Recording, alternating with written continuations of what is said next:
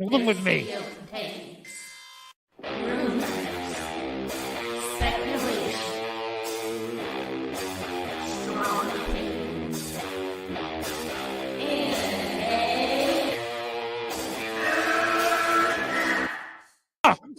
Can we get the real Andy? I would prefer the real Andy. Oh, let's get the real Max. I'll take off my mask when you take off your mask, brother. Because who's your new favorite YouTuber, Ian, that wanted to be on the show with us? The Madman. The Madman. Mad Movie Man. Let's bring on Max Movies because he scares the living shit out of me. Hold on. Oh, wow. Mad Max says, I think you should apologize. Right? I'm sitting here in a goddamn torn down pool house. I don't even know the pool house is torn apart. Okay, it's torn apart because I'm remodeling on my $70 webcam. Okay, I'm no better than you.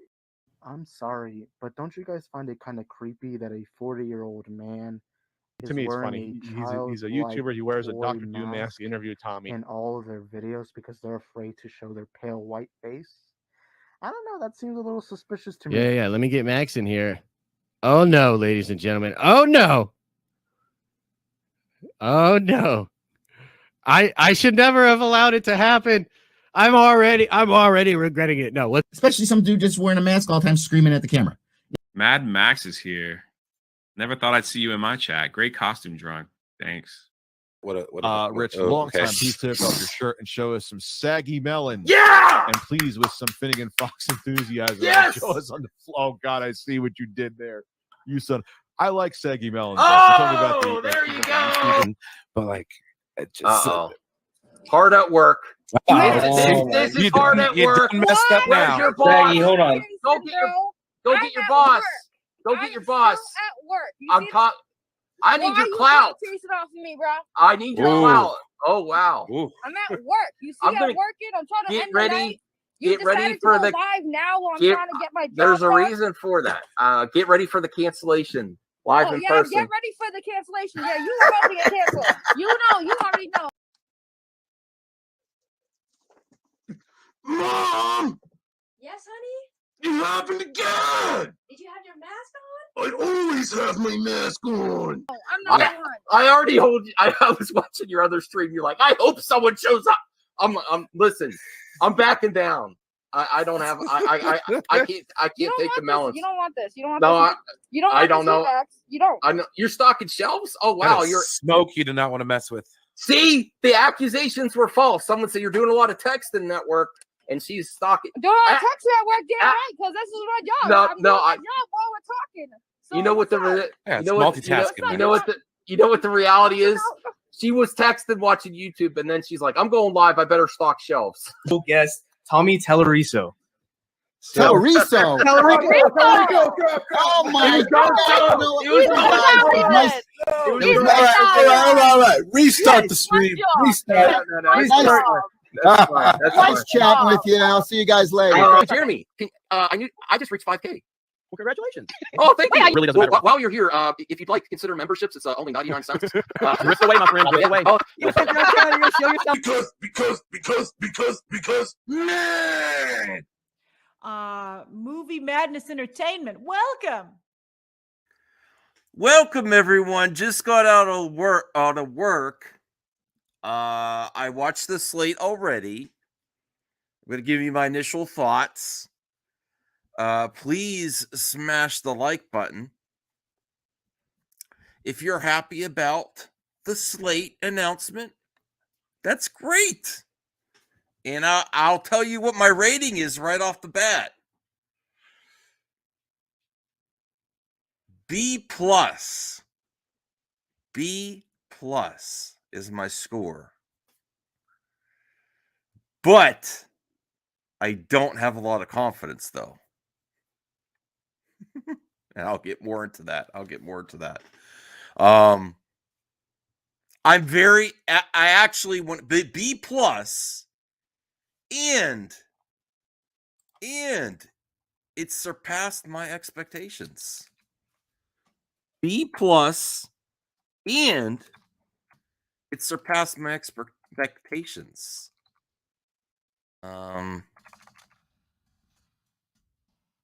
Basically, it surpassed my expectations with the amount of projects announced. But that also concerns me as well. That concerns me because whether you want to believe it or not, even though it's a new part of Warner Brothers, it's still Warner Brothers.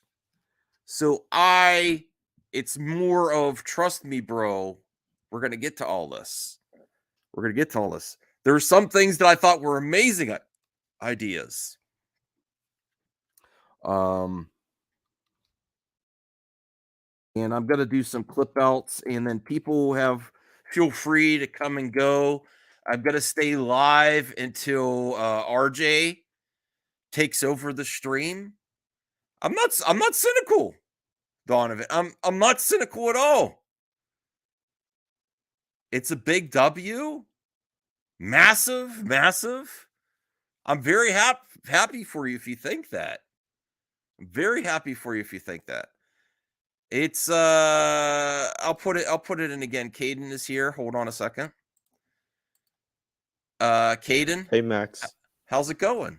Good. I actually when I saw you live, I'm like, perfect. Max is live. Sure. So So our plan is to go live until RJ could take over for his stream, and then we'll multi-stream on both my channel and his once he takes over. So here's my initial thoughts. My initial grade is B+. B+. And the video surpassed my expectations, not in the quality of the video, but the announcements. I did not think he was going to announce this much stuff. But that also gives me the greatest concern, is that how much of this is actually going to go to fruition and be, because I know everyone's going to be like, well, they announced the slate, but DC's done this for years, even before Snyder. Well, in the press release and stuff, and in the interviews, he says this is like what is announced today and moving forward is happening. Like, it's set in stone. It's not. No. I'm going to stop you right there. I'm going to stop you right there until Warner Brothers actually says everything they're going to do. It's not set in stone. That's your first mistake, bro. I'm excited. I'm happy. You're happy about it. But you have to be so naive if you think everything that they announced today is just immediately, it's just going to happen. It's just going to happen. Now, if he, the only person that can. Wait, let me finish though. And I want to get to you, Caden. I love you, bro. Now, if he bucks the trend of the history of Warner Brothers and actually accomplishes everything he says he's going to do, I will be the first one cheering. You know, and that's not a slow clap. I didn't need to do a trollish slow clap. I will be cheering him if he does everything that he says he's going to do. Okay. But that would be bucking the trend of DC, and that's not just Snyderverse. That's everything. I mean, the only person that can say no, like, I don't, like, honestly, like it's not like, I wonder like how much does Zaslav say yes or no to things? Like, what is his like full power? Well, by the time this gets started, I think everyone needs to realize it's 2025. By the time you actually see, Superman Legacy confirmed for 2025. So you're only going to get the very start of this. But we also don't know if like Creature Commandos or Waller comes out next year, you know, because Creature Commandos, that's possible. Like, the TV project probably, but the actual movie part of this chapter is going to be 2025, and that's when they're eligible to sell again. Yeah. So, but I honestly, like, since they have a movie and some shows dated for 2025 and 2024 and on, honestly don't think they are going to. I think the rumors are false. Biggest W since the Snyder Cut. Are you guys all born yesterday? I don't want to be negative, but we are starting from square one. And everyone that said like for instance, RJ, when I said, oh, we're not going to get Brainiac, we're not going to get the Justice League, we're not going to get the Justice League versus Darkseid, that was all confirmed today. And RJ told me, but you're going to get that. You're going to get that. And I said, yeah, eventually, way down the line on your 10-year plan, you're basically starting from scratch again. So everything that people said, hold your horses, Max. Hold your horses, Max. Right. No, we had the Justice League assembled. We had the JSA. And now we're starting from square one. And then you're going to have the Superman go up against the Authority, you know. I feel like with this DCU, you have more teams this time. Rather than last time, you only had 2. Well, you had 1. And then you had a second one, and then the new regime with Hamada was like, oh, we also have the JSA, and then you have Team Peacemakers. That's like 4 teams. But now with this one, you have the Authority, Creature Commandos. Yes. You have Team Peacemakers still. You have Lanterns. You have so many other variety of teams now. So I feel like honestly, like, even though, yes, we had the Justice League and the JSA assembled in the previous universe, I think this is honestly more diverse than the previous universe with the teams and the types and tones of teams. Now, the reason I think it's a B+, and I'm going to get to Tony's initial impressions before, is because even though there's a lot of projects that have a lot of promise there, I don't think he sold how this is all going to connect to the audience. I don't think he conveyed that to the audience. I think nerds that know about this stuff are going to be hype, but I think you say this to the general consumer, the general public that likes superheroes, but it's like, how's this go working together? Well, I don't think they're going to say that. They're going to be. I think they can be interested. I don't think they care, Max. Yeah, I think they'll be like, oh, interested to see what the Authority is, but let's wait more on that, and it's like for us, it's like, oh, the Authority's coming out. For other people, it's like Tony and Max, you both said that it's like they don't care right now, but they will care when it starts ramping up. Mm-hmm. Max is crazy. He just hates James Gunn. That's what it is. What the hell are you talking about? I do not hate James Gunn. What am I talking about? Well, first off, Max, you're putting on all of the old regime's hangups onto James Gunn. They did nothing. You're like, you don't know if they're going to announce a movie and they're not going to follow through with it. Max, he hasn't even started shooting any movies yet. How are you going to put anything on history? Listen, Max, everybody does that. We went through this on Aaron's stream. But it's not just Warner Brothers. That's your problem. You focus on Warner Brothers. Hey, hold on. Let Tony talk. You focus on Warner Brothers as if they're the only studio who has ever announced projects that they didn't make. Other studios have done it. You're not here harping. Whenever we talk Marvel, you're not like, hey, what about those 3 Marvel projects they announced that they didn't come out with? Where's my Black Cat movie? Where's my this?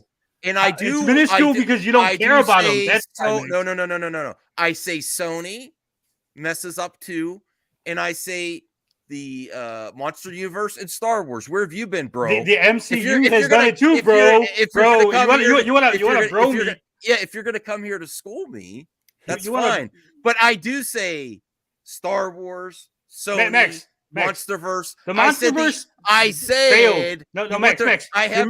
Well, hold on. The only ones that succeeded are the Godzilla, Monsterverse, and Marvel. I said are the only ones that actually succeeded in creating a whole universe, and you're actually helping me prove a point. No, Max, you're not understanding. Let me explain. Let me explain something. The only ones that accomplished their goals. Let me explain. Let me explain a few things to you, Max. Yes.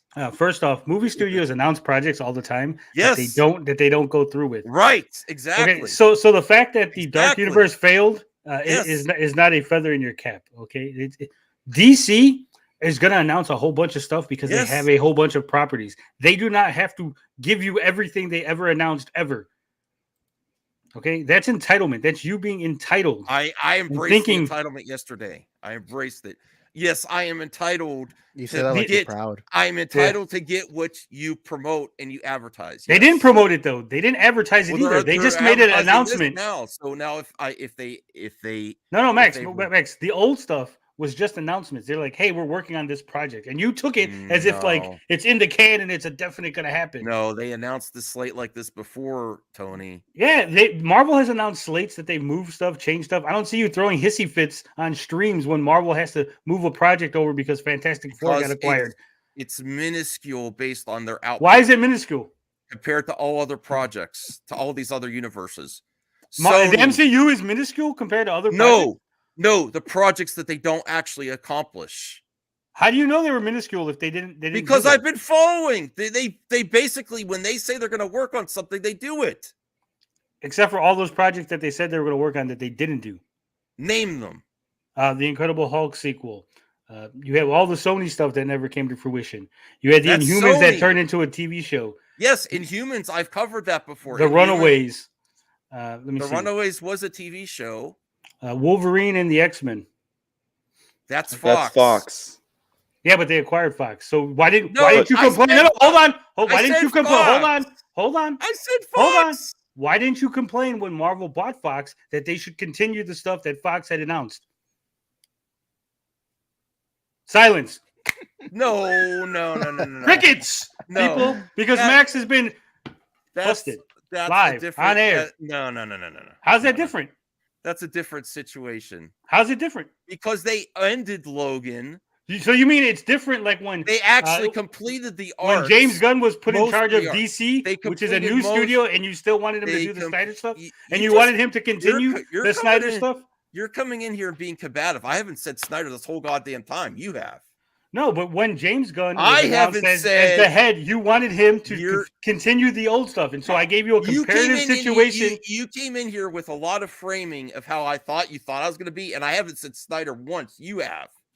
What does that have to do with me saying Snyder? That was the old DC, I didn't wasn't say I wanted to continue. I said, by example of all these announcements that all the studios do, I've consistently said the only ones that are overwhelmingly positive and accomplish most of their goals are the MCU and the King Kong and Godzilla verse.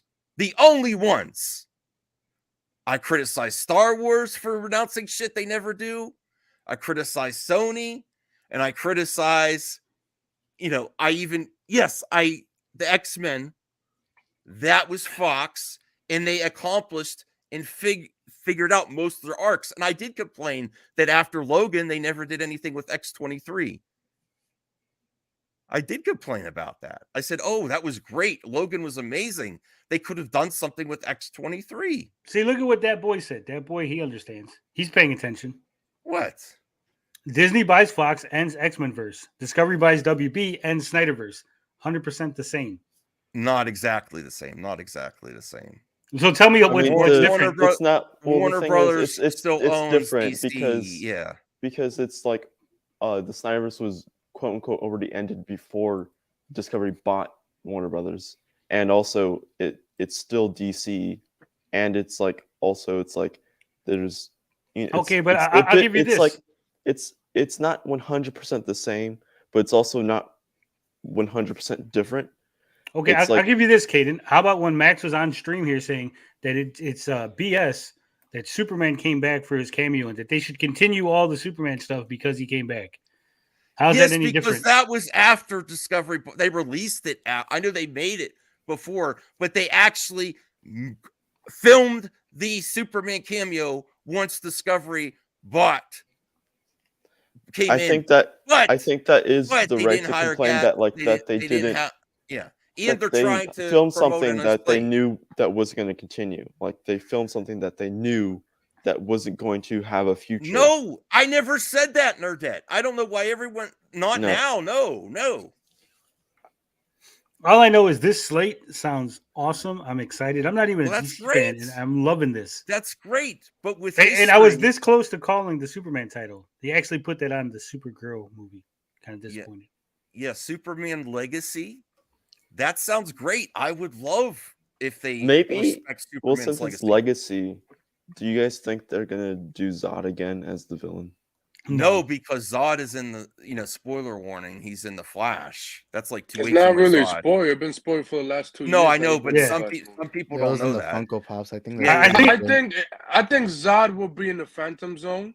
like in the Phantom Zone, like he would be there, like with and Supergirl. yeah. So I think both Batman and Superman in this universe is gonna be they've been superior for 10 years. They're dead, but Similar. you're an old school DC fan. You know they didn't just say, "Oh, they announced slates before," and nothing ever happened from But it. you keep saying that. You keep saying this they. Like there's this like they that runs everything. You mean You're WB, saying this is WB. this is all new Warner Brothers. Yeah, that's what they're Yeah, it saying. is, Max. They made a whole new studio. They Trust said us, they said bro. this Trust is us, bro. Max. Yes, it's DC but Studios, there's a whole still- new studio. There's still some Max, old Warner Brothers. No, that's you holding on to a grudge. Yep. That's what it is. Yep. No. Yeah, it You're is. holding on to this grudge against WB. It's a new studio. DC Studio is different from Warner Brothers, just like Marvel Studio is different from Disney. They're not the same. They're different. They're in the same slot, but different. They're not. Yeah, that's James why the Gunn's doing his MCU. own Like I thing. think with Yeah. DC Studios, you have to have a clean slate of mind with them because they are a new company. It's Yeah, they're a not. new Yeah, that's company. what trust us, bro. That's what you're saying to me, and that's what you tell me. Yes, okay, you want to believe that? Fine. Don't try to convince me to say this is a brand new company. I will believe it when I see it. We're not trying to Max. It is. You keep acting It's like it facts, isn't. Max. Yeah, You it's a can't argue fact. with facts. You can say that WB is over. It's a new this studio, version of the existing company. but it's not a new version, Max. It's a brand new studio. version. No, it's not. Trust us, bro. Trust us, bro. I don't have to. That's my opinion. Don't we? But Don't it's you not value an different opinion, it's a Why are fact. you trying It's to a new convince studio. me? I'm not trying to convince you. I'm telling you how I feel. Max, I'm not trying to convince any of you. Well, you're convincing yourself of a lie, though. Yeah. No, it's the my fact is, opinion. DC Why you wanna Studios change is a my new opinion? studio. Max, DC Studio is a brand new. I know studio they started. labeled it a new No, studio. it ain't labeled it. See, that's what you're doing. They're doing You the keep trying to same say- thing as They're not Hamada. labeling it as a new God, studio. y'all really It is gotta a stop whole- interrupting one another. For It fuck's is a sakes. whole new studio. Listen, Elseworlds is very similar to what Hamada was going to do with Pocket Universes. What does it have to do with whether or not it's a brand new So studio? it's That's the what we're same- arguing here, Max. It's the same type of thing, and it's not exactly. Sure, a it's full the same reboot. format of what the company Yes. structure is going to be, but it's still a new company. Yes, but but it's it's a the new same company, game plan with another It's just taking new marketing phrase. it's taking a production company Elseworlds and is making same it thing into a as studio. Pocket's universe. They were going to do the same type of thing, except Okay. now instead of just sidestepping the Snyderverse, which they absolutely have, they're also sidestepping the Hamadaverse too. Which they should. No, I mean, that universe. What do you mean, no? Not necessarily. That fractures it even more. So you're sidestepping two verses now. Yes, they should cool, sidestep that's it all good. and start out new. I'm not crying. Yeah, you probably were, honestly. Why are you getting Q-tip and clean your ears? Because I am not hating. I said it sounds great. I'll believe Well, when you're it when I complaining see about it. James Gunn every day, do you think people aren't going to ask you that? Why do you think people think you're a hater? Because you're doing the same shit every day. Stop being so surprised about it. Embrace it. I'm not embracing my hate. What the hell are you, Palpatine? No, because you're like, oh, why are people calling me a Gunn hater? And then every day you stream about Gunn and why you think he's doing bad things. Because he's But very that's the same He's fact. very relevant. You're doing it every day, and then you question why people call Why? you that. Whoa, James Gunn announced the slate today. That's the most exciting thing. Yeah, in the but news. even when James Gunn does nothing in one day, you still talk about him as if he's the freaking Antichrist. You do. James Gunn is your Brie Larson. Lost your mind, Isaac. I've Where lost did my I mind. You mean say the guy he's that's talking about where James did Gunn I every day? say- Get his penis off your mouth, for fuck's sakes. Oh, Grow up. Like, no discriminating, Because but like, where- get his where did cock I- out of your where- mouth. Where did I say I hated him or he's the Antichrist? Every day you talk about him. I you said, treat like everything Well, he's doing hold on, is hold on, evil. Max. I gave him a freaking B plus. Can I ask you a And I question? But said yet you're still he complaining about him. surpassed my expectations. You still complain about him. I said, I believe it when I see it. Max, can I ask you a question? That's fair. Max. No. can I What ask you- the hell's wrong with you? Hold on. What do you Max, mean? I me? know, Callie. Kelly I said aside, a B plus in his video presentation surpassed my expectations. Maxwell. Yes. When- you guys when- are. Hold you on, guys hold are on. Coming, Listen, coming in listen. all ready to Listen. debate me bros tonight. Well, I'm not Oh trying to my debate you. God, I'm just, Max. hold on. I came in. So- listen, no, I Max, could have Max, done Max, this stop, stream stop. by myself You could have. And then you sent out the link publicly. Yeah, because I was giving you We're not my public. initial reactions, and then you and Tony came in here ready to debate me when I'm trying. I didn't come in to debate you, Max. Yes. I gave my opinion to the situation. Look, Max, when people make videos about Brie Larson, but they don't say they hate Brie Larson. In none of the video do they say I hate Brie Larson, but they make several videos about her day after day after day. You make videos saying that those people hate Brie when Larson. they title the video "Everyone Hates Brie Larson," they're suggesting. Do I do that? No. What do you Use title some your nu- videos? use Do some you title your nuance videos? in your brain. James Gunn is awesome, dude, and I like him. Use some nuance in your brain. So what are your titles? I love James Gunn. I'm going to see Guardians 3 opening weekend. I supported the Suicide Squad when it came out. Now I love the Suicide Squad. I said it took me to the second viewing to really appreciate it, where I was removed from the release date, and I like it a lot. I am not a Gunn hater. Hey, Sean. I mean, you guys came in here with some aggression just because I'm telling you my opinion.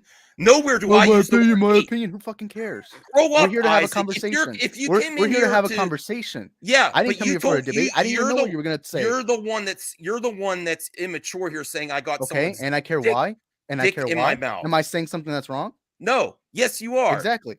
When I stress my opinion and I use grown-up words and You're calling me nuance- immature, but you're wearing a Dr. Yes. Doom mask right now. Yeah, with a tie because, and a Can you because guys said hear I me? yes, Yeah. we Yeah, can we hear can you. hear you. Yes, Sean. Because we hear you, Sean.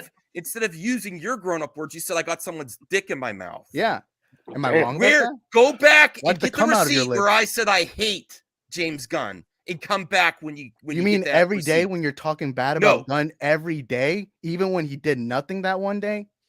You're telling me that's not the Go proof? back and get where I Go hate him. back. That really? I don't Really? fucking care. Go ahead. Go ahead. Just say whatever you need Guys, to say. If you're gonna be guys. immature, just leave. You're Come being on. immature every day. What do you mean about it?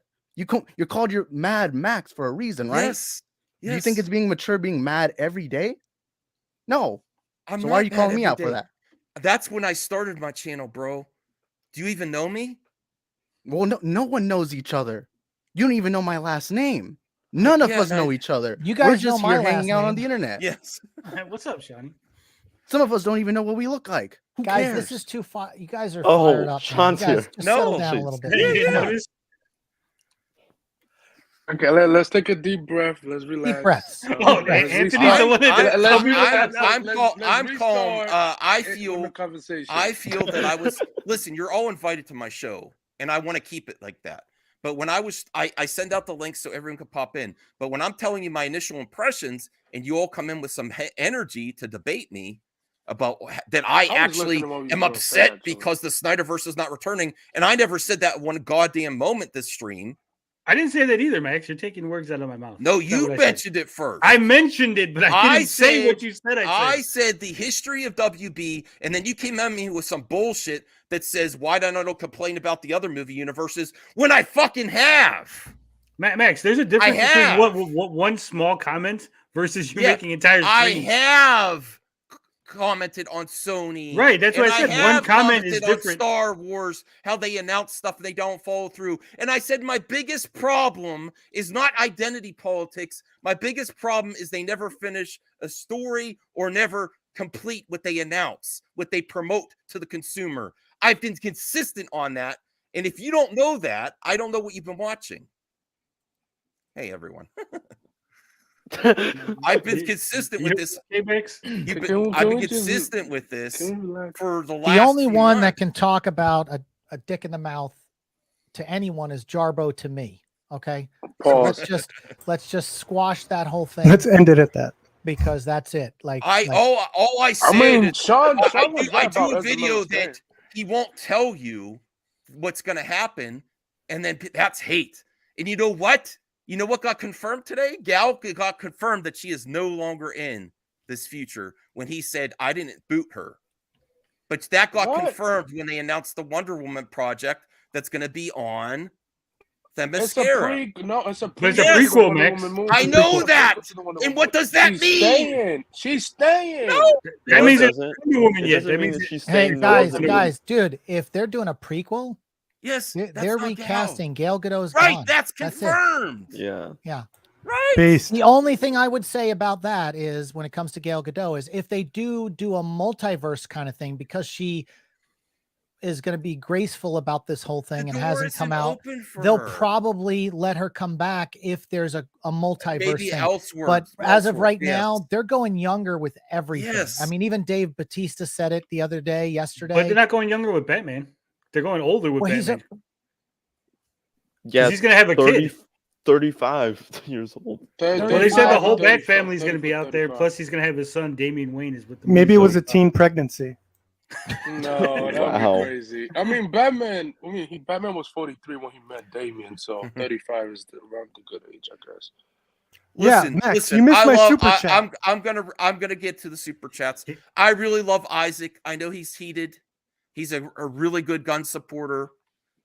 That sounds bad. I understand, but I am no hater of James Gunn. And this is the geeks and gamers effect, because everyone, unfortunately, when you criticize things, you're an absolute hater. Of course, I'm going to use James Gunn in my thumbnails. I have him in my background because he's extremely relevant. He's extremely talented. And all I've said was I gave this a B+, and I said he surpassed my expectations of the amount of stuff he announced. But that also scares me based on the history of Warner Brothers and other movie studios, Lucasfilm, Star Wars, Sony, the Dark Universe, that they announce stuff and they don't make it, because very few have accomplished that. You could count them on one hand. MCU and the Monsterverse, that's also having a Godzilla TV show. I mean, and that's a very rational take based on history. All it's going to take, though, is one of these movies being a misfire for something to not develop. I'll tell you something. One of the things I thought was interesting was the mention and bringing back of Swamp Thing. You guys know I worked on Swamp Thing on second unit. My wife was the producer's assistant on Swamp Thing. She was the producer's assistant to both the two lead producers on that show. And we thought that show was going to go for 5 years. They told us that when we first started the show, it was going to go for 5 seasons. And, you know, they cut it short because of everything that collapsed with the DC Cinematic Universe Act. Texas, yeah. And, but the amount of money that they spent in developing this new technology, the suit that Swamp Thing had, that it could get wet and that it wasn't going to weigh him down and all this kind of stuff. They created new synthetic materials. A lot of research went into that, and I know that if anyone's happy right now, it's James Wan, because he was like the spearhead on that, and I'm really excited. Kelly, you know, come here. I think Swamp Thing had such potential, and we were so excited for it to go. And I'll be honest with you, out of the stuff that's been mentioned, I was stoked about Swamp Thing, that they're not going to let that just fall to the side, because that's good. So I'm hoping Mears can come back and play Swamp Thing again, because he was fantastic in the role. You think they're going to use the same suit? Because people don't understand, I want to get the positives out of the way first. Oh, go ahead. I really love the announcement, even though I'm a huge Batflick fan, that they're calling it Batman the Brave and the Bold, and it has Batman Robin. I don't know much. I don't know, and that he said it's going to introduce the Bat family. That's exciting, because they're starting right off the bat where we've been waiting for the other stuff to get through for quite some time. This is already going to be better than Batman and Robin. I mean, everyone's going to be pissed because Robin's going to be a girl, so everyone's going to be upset with that. I don't know. Stephanie Brown, yeah. It's I'm Wayne. very no, Damian Wayne's the bad guy, the one he's chasing. I'm very happy that the Green Lantern series is still coming. I'm mixed on the Wonder Woman, because yes, it is confirmation without actually saying this is the way he could get by without actually telling what's happening with Gal. Well, we're going to do a series. It's like Game of Thrones with Themyscira. Yeah, they're not going to do that thing and then just lead to Gal later. It's not going to happen. Is open to everybody. Confirmed. Yeah, if anything in Elseworlds, yes. I mean, they could theoretically still have her come back and play Wonder Woman. Listen, remember, Wonder Woman is old. Remember, I have a friend that's going to be working on the Penguin series, and he said they are going to build villains there and spin them off into the feature films for Matt Reeves's verse. This is what's probably going to happen with Wonder Woman too. They're going to build it and then spin it off. I won't be surprised if there's like hints at Dr. Poison or Cersei in like the show, especially Cersei since she's like a big Themyscirian villain, as she's like. So I wouldn't be surprised if there's like like a hint at her, or if she pops up, or if like an early stuff. The thing that my most question is about, if they are doing Damian Wayne and it's supposed to be the son of Batman, that they wouldn't. It does seem like they're going to get an older Batman. I mean, at least a little bit older. If you think about it. It makes sense though. So that's going to be potentially confusing to the public. Like, why do you keep saying that? Why would it be confusing? No, it's not because he's going to be an older Batman. Do you think the public is stupid? Because you have two Batman in the Flash. Did you let me finish, Tony? You have two Batman in the Flash, and then you're introducing another Batman that's in a similar, maybe younger than Batfleck, that has a son. Although I love that they're introducing Robin right away. It's like, okay, you're not going exactly younger with this Batman. So, yes, that's fair, Tony. I don't know why you're. I don't know. I think it's not. I think you think that the audience is dumb, that they can't follow movies or right before this happens. The last time you see Batman in before the reboot is you see two Batmen in the Flash. And people have brains and they can go, hey, this is a different universe. This is a different movie. Yeah, well, he has to be at least of a certain age, unless he's if he has a whole Bat teenager. family. If he has Dick Grayson, Jason Todd. He's 35 or 40. And what's going to happen to the first, and that what's going to happen to the first Wayne. Robin, right? Well, and now that because they're talking about a Batman family, that's probably why another reason why. And I'm telling you, they were talking to Gunn way before the Batgirl movie was canceled. I guarantee they were talking with different outlets, trying to see who it was going to be, who might be running it. And that's another reason why they pulled the plug on that, because his vision probably has Batgirl in that, and it's a different vision than what they were putting out. But I will say this thing with Ezra Miller is pretty wild, because remember on one of the streams I was on not too long ago with you guys, I talked about the 18 minutes of footage of the last scene in Peacemaker. James Gunn had commented that they let him improv for 18 minutes and the footage was hysterical and everyone was laughing, this back and forth about the fish thing. And I told you, I said, they have a special place in their heart for Ezra. And I was like, they're going to stick with him. That's what I said back then. And I knew it. Let's catch up on the super chat. So yes, this excites me more than the beginning. Like, Bat Family excites me more than hearing Superman at the beginning and Wonder Woman on Themyscira. Not just because they're recasts, but because you're. It didn't say Wonder Woman on Themyscira, Max. It just said no. That's true. Show based on Themyscira. It's a prequel. Right. Which is she might not even be born yet. Right. Exactly. Yeah, we don't know. That excites me. Bat Family. It's more like progress than going backwards for someone that's followed multiple stories. Yeah. Also, like the Themyscira, Paradise Island, like Lost Paradise, whatever it's called. Yeah. Paradise Lost. Like I said, whatever it's called. It's like it's set before all of these movies, and will probably around the same time as Creatures Commandos, or probably even like before that, a little bit before that. So it's like, if anything, like looking at timeline wise, it's like you have Paradise Lost, Creatures Commandos, then probably The Authority, and then what about Waller? You're forgetting Waller. I'm talking timeline wise, not release wise. Yeah. And then it's like you have Superman, Batman, then Waller, and moving and on forward. No, I would think Waller would be before Batman time-wise. No, we don't know. It's spinning off of the Peacemaker, right? But we don't know.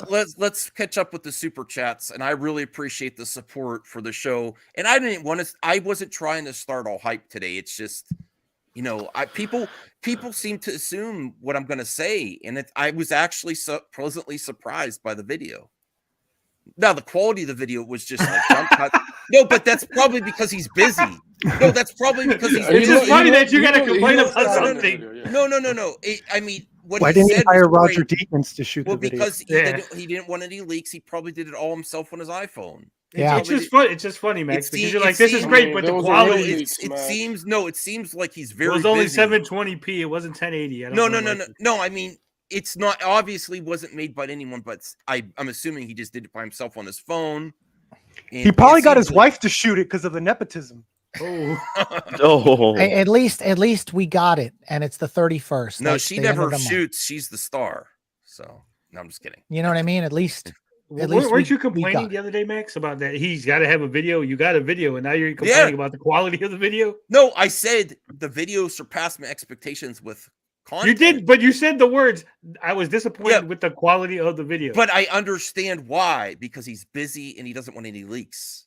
So he's probably working. You're like and writing. the only one that is probably concerned about the quality. He probably was writing. I'm assuming he's writing on his computer, petting his cat, tweeting out his cat, which is great.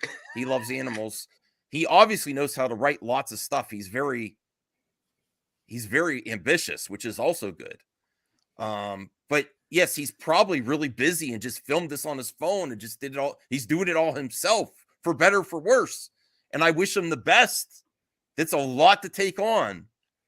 A lot of these projects that really seem cool would seem amazing if Gunn was directing himself. What if he says that Zack Snyder shot the video, Max? Would you like the video then? No, you're the one that's Snyder obsessed, not me.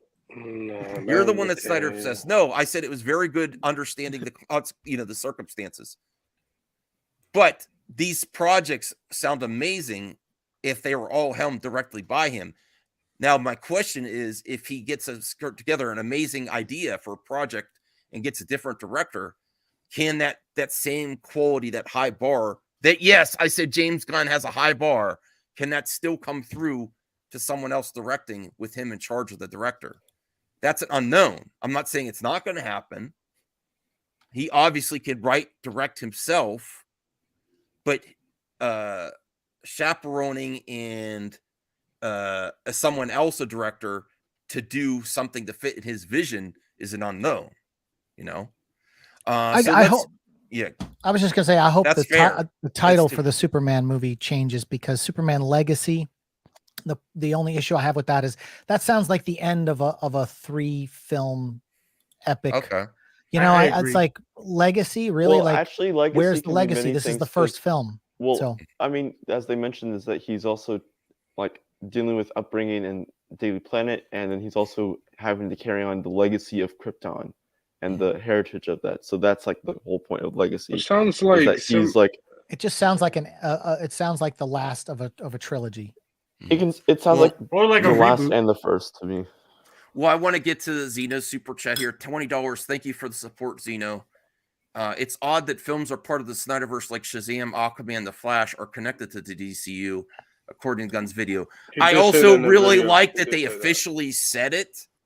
They officially said, this is DC Studios, this is DC Elseworlds. I actually like that a lot. I like that. But that's not different than what Hamada was going to do. It's just Hamada is not in videos telling you what he's going to do. It was all behind the scenes and through trades and stuff and rumors and leaks.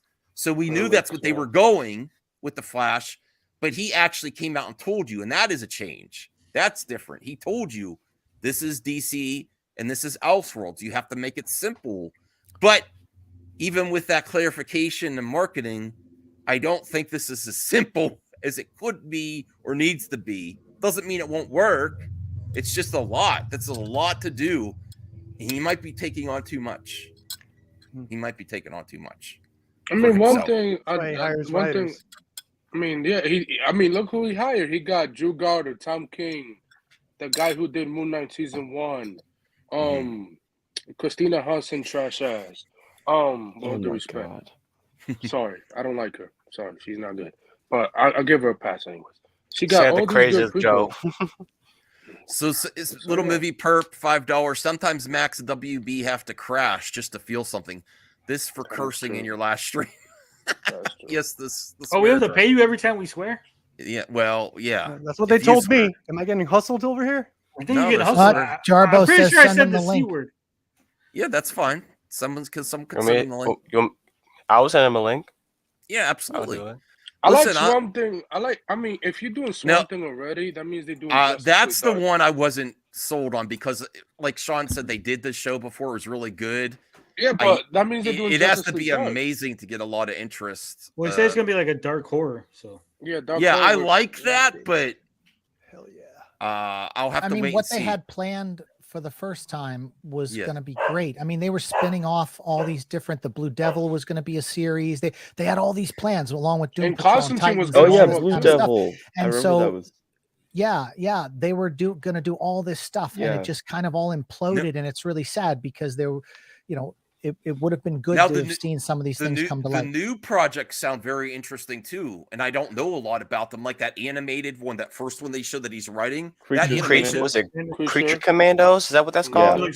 Yeah. that I looks like that. great. Yeah. I love the animation style. He did find a way to get the weasel in there, though. Did you know the weasel was on the right? Oh yeah. I was like, oh, of course. I think the wasn't one just that the I'm kind weasel. of Yeah, I know.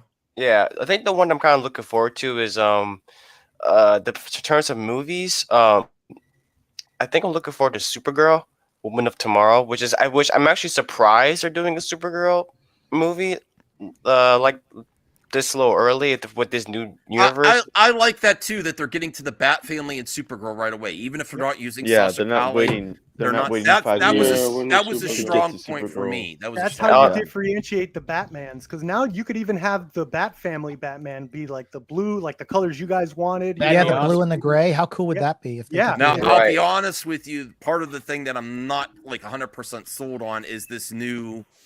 It seems like they're going to go towards Superman versus the what's another The Authority. The Authority. Yes, I don't know that much. I'm going to do research from the Authority, and there's those animated. There's probably some animated movies that I can. Yeah, there's an animated movie about it, I believe. That out. Actually, I think Yeah, that's Superman versus the Elite. I'm thinking of. Yeah. These are characters I don't really know. Like I do have disappointment because we were, I was hoping for Darkseid or Brainiac or Lex Luthor. You could get that in the Green Lantern. Yeah, but show, see, man. the thing is, when you get those characters, like you've jumped the shark. Like, let's have some new stuff, that All we right. haven't seen before. Okay. They're Yeah. gonna put him in the I'm trailer. I'm open to it though. I will get back to you because I'll be real. I'm honest. I don't know that much about the Authority. Max, Yes, Max, so- you could have Darkseid and all those characters in the Green Lantern show because Green Lantern. Okay. The Green Lantern. that would be Corps amazing. Will know That would be about amazing. the Darkseid, yeah. stuff and Darkseid stuff about the multiverse and stuff like And that. I because of did. the Guardians. I liked that he said the Green Lantern show. They're going to investigate, and that could lead Jon to the Stewart- future. Jon That Stewart- could lead to the Jon future. Stewart. Yeah, they said it was going to lead up to something big. So Yeah. I That- honestly think that's going to be like Yeah. a Blackest Night film eventually. That could be like their big Infinity War event. Yeah, and that True Detective reference, oh my god, that got me so hyped. I can't Well, wait that's to see that's a like lot that. of. Like Jarvis said, using HBO shows to like reference how your shows are going to work is great synergy because it's Yeah, I like saw- you can- yeah, I saw you- that. You don't I use totally agree. You don't use let's say there's a Professor Pig movie or like show or something. You don't say, oh, we're going to use Dexter as an example. No, they're going to be like, we're going to use like something in house as to describe what this thing is. Yeah, I'm going to be. And remember, open to what the that does Authority is and that it- drives people to subscribe to, Yeah. that's to the watch whole True point of all of Detective and be this. like, what is the Green Lantern show going to be Oh all yeah, about? I know. Grace couldn't shut up about that part. She was like, oh, she was so Wow, focused wow, on the wow, wow, representation, wow. which is fine. But she says that above all everything else. It's a virtue signal. No, she's always fucking flapping her gums on that stuff. Yeah. She's Yo, like, her take on Superman comic book, Grace, was crazy. concern with Damian Wayne was going to be. She was gonna have Superman doing And the drugs. only What the hell? concern about the Authority was the representation. I was like, okay, Grace, I care about that stuff too. Me but too, if you're but- really going to say that's the forefront, that's why you're ammo to the other side. Wait, the forefront to a movie is representation. Yes, I think as a main priority. It for matters, Grace Randolph. but, like- For Grace Randolph, yes, she That always. I don't know about you guys, but I don't think in almost all cases that should ever be the priority. Well, that's her opinion, or what at least what she virtues to say. Oh well, I don't agree. No, to me, representation does matter, but story comes is equal. first. Is equal. The to me. story comes Yeah. first. And If the making a good story is movie. good, the representation is there, and you Yeah. won't have to virtue signal. Yeah, it's just priorities. That's all. Like Yeah, that's where their heads at when they're the making goal is to, I guess for me, should be to not prioritize that, and instead, if you do prioritize the story first, then that's not how everyone is. Naturally, and you won't think about it. The point is to not actively be thinking about it. Yeah. Well, that happens. Let's give our initial grade too. While Matt just came in, Matt, I gave this a B+. It surpassed my expectations of the amount of announcements, but that also scares me because the more you produce, to me, based on history of all studios, not just Warner Brothers, that the few have succeeded with giving a slate like this. Now that's my score. B+, surpassed my expectations with the amount of announcements, but I'm also concerned that not everything's going to make it, and that we're going to eventually get there, especially since the first project that will actually see the light of day movie-wise will be Superman 2025 when they are up for sale again, which is a rumor, but it seems also likely, So that's my concern. But go ahead. I'll give it a B+, and I same give it score as me. Yeah, same score as you, and I'll tell you why. Because casting is key to all of this, and for me personally, if there's a barista type person cast as Superman who should probably be serving coffee, and he doesn't have the physicality. If they go in that kind of direction where he's powerful but he doesn't really have to look powerful, I'm just like, I'm not going to buy into it. So that Sean O'Rourke for the new DC. Studios Batman. You could have a son, Damian. No. Bruce. I'm too old. No, to have a son. Not really. Bruce Wayne was 40. Be Alfred, guys. Not really. Bruce Wayne was 43 when he met Damian. So I'm a little older than that. I think you should throw it over to Justin, Max. I think he's got to leave. Oh, okay. Yeah, he only had a few minutes. Apparently. All right, Justin. What's your? Did you watch it? No, I didn't watch it. I just looked at all the shows that were everything that was announced. Now, obviously, I am not like the biggest DC fan or am even knowledgeable about all the DC products. So I don't know if my take will matter. I guess I'm coming from a more normie perspective. The TV shows, whatever, fine. I'm more focused on the movies.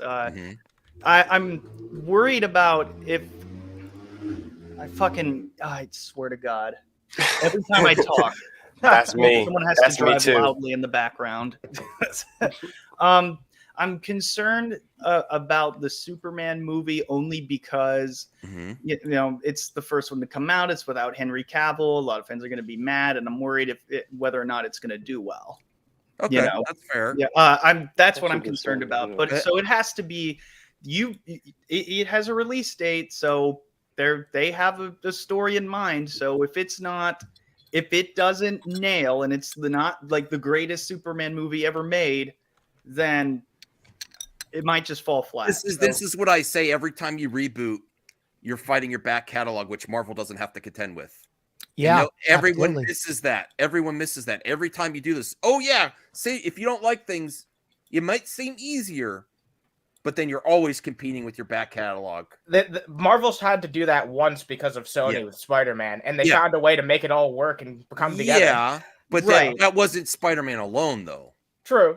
Yeah, I'm just making a point. It's like, they are in a unique position. DC has to kind of fight an uphill battle by trying to win over their own fans, which Marvel doesn't have to do. Other people who have that there's this reputation that DC films have. That they suck and Marvel's movies are great. Yeah, you're right. With very few exceptions. That's they're just the unknown Trinity, though, or before even Diana's born Trinity. But you understand what I'm saying? Like whether you guys liked some of the films or not, that's the public perception. That is unfortunately what the media has perceived it as and has gone with that narrative. So whoever said it was a huge uphill battle, absolutely. But I'm actually really excited for The Brave and the Bold. Yes, I love that title. Yes. too. Yeah. You know, and watch Brave and Bold, the animated series, before it leaves, because Zaslav, it's that leaving animation. It's leaving tonight. Oh, wait, at 3 o'clock. it's when? leaving tonight. Wait, it's actually Really? leaving? Yeah. Yeah. They just named the Oh, fucking. man. They just named a movie after it, and they're getting Yeah. rid of it. God I didn't damn watch it. it yet. That's Well, terrible. That's No, terrible. it's based So on you it's guys based have- on Grant Morrison run. I think it might be you on Prime Video. You're Just to not. make that deal. You're not wrong, Brian. By the time you're first, like, that's why I'm like, I don't want to poo-poo on people's party, but by the time you get the first actual movie, not the series, it's going to be very close to they have an option to sell. You know, Brian, Master of None, Brian has an amazing point, which is true. I mean, if the next couple of DC films kind of bomb or like turn people off, you know, by 2025, people may not care. That's why I said, Yeah. you know, people got mad at me when I said, "Trust me, bro, we'll get there." And I'm like, well, I always said this is going to be the hardest pill to swallow and the longest divorce when you have a slate of movies to promote through the year. If you were just going into, we're filming this now, and the next DC movie you see is going to be Superman. I mean, it's not. If this year was last year and they were announcing this stuff this year, I'd be like, and they like, of course, probably had more stuff. Of course, had more things in line and contract signed. People if it do was like it. next year, and they announced this stuff. And Booster Gold was a great. And I almost, this is my speculation, but I almost 100% believe he told Zaslav, we'll get Chris Pratt. I'll bring people over from my crew. We'll get Chris Pratt. I just think, I might be wrong, but that's just like, Chris Pratt is ending he's $1 billion guy. I know people don't, you know, he's not the best actor, but Booster Gold. But he's got $1 billion franchises too. Or James under Gunn his belt. Yeah. Isn't he with Marvel though? I mean, just because Guardians. No, he's done. He's done with Marvel. Guardians. Oh, he's done. Like him officially. No, the only one we know of as being that's what I'm done saying. is Batista. Yeah, exactly. but They could everyone use the else. characters in other movies and shows. Yeah, they could continue But him, Chris Pratt but could do Booster Gold. It doesn't. We know this. Like, it doesn't matter if the actors are Marvel or DC. They still could do both.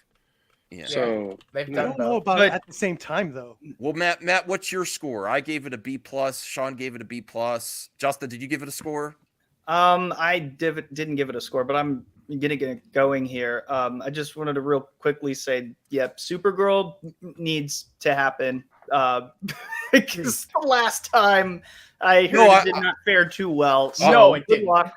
I think people will be more lenient. The audience will be more lenient on it because And that is newer for representation. Because if you're not continuing another woman superhero, we need another woman superhero in this. We need more female representation, especially Robin. That's not my narrative. That's not what I'm going with. No, I'm saying you have to have variety. You have to have variety. Or something that's like familiar, but also like this is new. It's been enough time to where people will probably be more accepting of it. Swamp Thing, I'm curious about that. I don't know anything about it, so I'm curious about it because it's like horror centric. But there's a great Swamp Thing already though. That's why I'm like, you're competing with two Swamp Things. You know, the 80s one's not that great.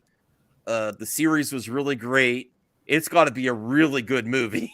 There was a great take I heard about Swamp Thing that'll make everyone super interested. It's not like a man that turns into a plant. It's actually a plant that has the memories of a man. Yes, I did. That is awesome. Yes, I did nerd that, but not to cancel Batgirl, Supergirl, and Wonder Woman, and not have any major female superstars this is the one. So yes, there's a little bit of nuance there. I appreciate you calling it out, Nerdette, because it makes better content. But not to have any major woman superhero in your new slate. When you cancel Batgirl and Supergirl, they're from gonna Flash announce the new Wonder Woman. Yeah.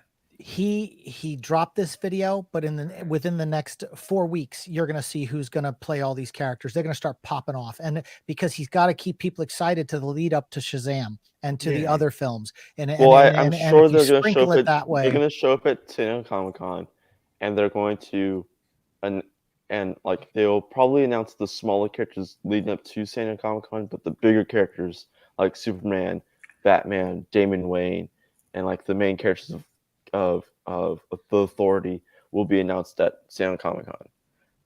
if they whoever they have cast, they'll announce there, and then they'll be like more to come, and then they'll probably be like next San Diego Comic-Con we'll have the full cast of Superman Legacy and Brave and the Bold.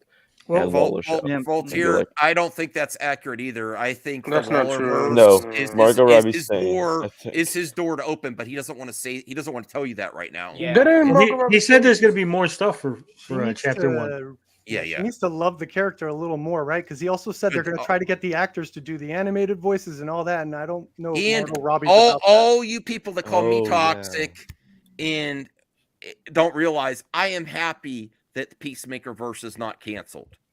Okay, I'm happy that Waller is still there. Damn, Max. I do have. I am happy. I don't take pleasure in other people's stuff getting canceled. So everyone calling me toxic, I don't take pleasure in that. I'm very happy that Peacemaker is going to continue through Waller show. And Matt, I apologize. You've been in here and you've been really politely waiting your time. I'll head out. The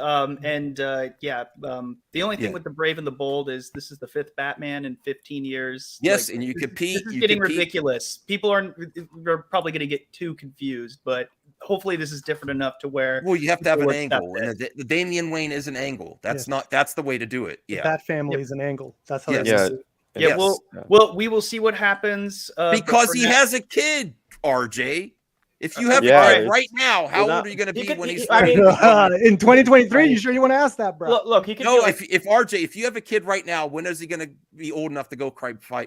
He could be like 30 years old. Like he doesn't have to be that old. You know, he's an 8-year-old assassin who's been training to be an assassin by the leader of Shadows. He was a baby, like since he was born. Yeah, but if you get to the part of Damien, you've also. I'm assuming unless they retcon the history of other Robins before Damien, right? So if they're having a whole, not just as simple as that. Well, if they're having a whole Bat family, you have to Batman usually starts when he's like late 20s, early 30s, and by his year 3, year 4 and 5, he's met Talia al Ghul and has had a child. So it'll be late 30s, early 40s. Yeah, Batman met Damian at the age of 43 in the comics. So 30 to 40 sound right. I'm seeing a very clear solution here. What if Batman isn't even Bruce Wayne in this universe? Okay, who the hell cares how old he is as long as the movie's good? Because they could keep Bruce Wayne. Yeah, it could be Dick Grayson. And I give this, I guess, this C+ because or B-. I'll be nice. All right, I really have to get going. Otherwise, I'd talk more. Right, thanks, Justin. All right, take Peace care. out, Justin. The floor is Matt Jarbo. So, Matt Jarbo, what's your grade and first impressions of the slate and the presentation? Oh, wait, sorry. We'll go to someone else. I just saw the private chat. Okay, what happened? Blue Jay, do you want to go? Yeah, I'll give it an A. It's a lot more than I thought it was gonna be. The Supergirl one, there's some stuff I was surprised that they were going to announce this early, like Supergirl, Batman. Well, there's Batman, but there's no Swamp Thing, Green Lanterns. I am a little curious with Booster Gold. I actually think I'm actually looking forward to that a little bit more in terms of TV shows. But in terms of movies, I think I really want to see that Supergirl movie.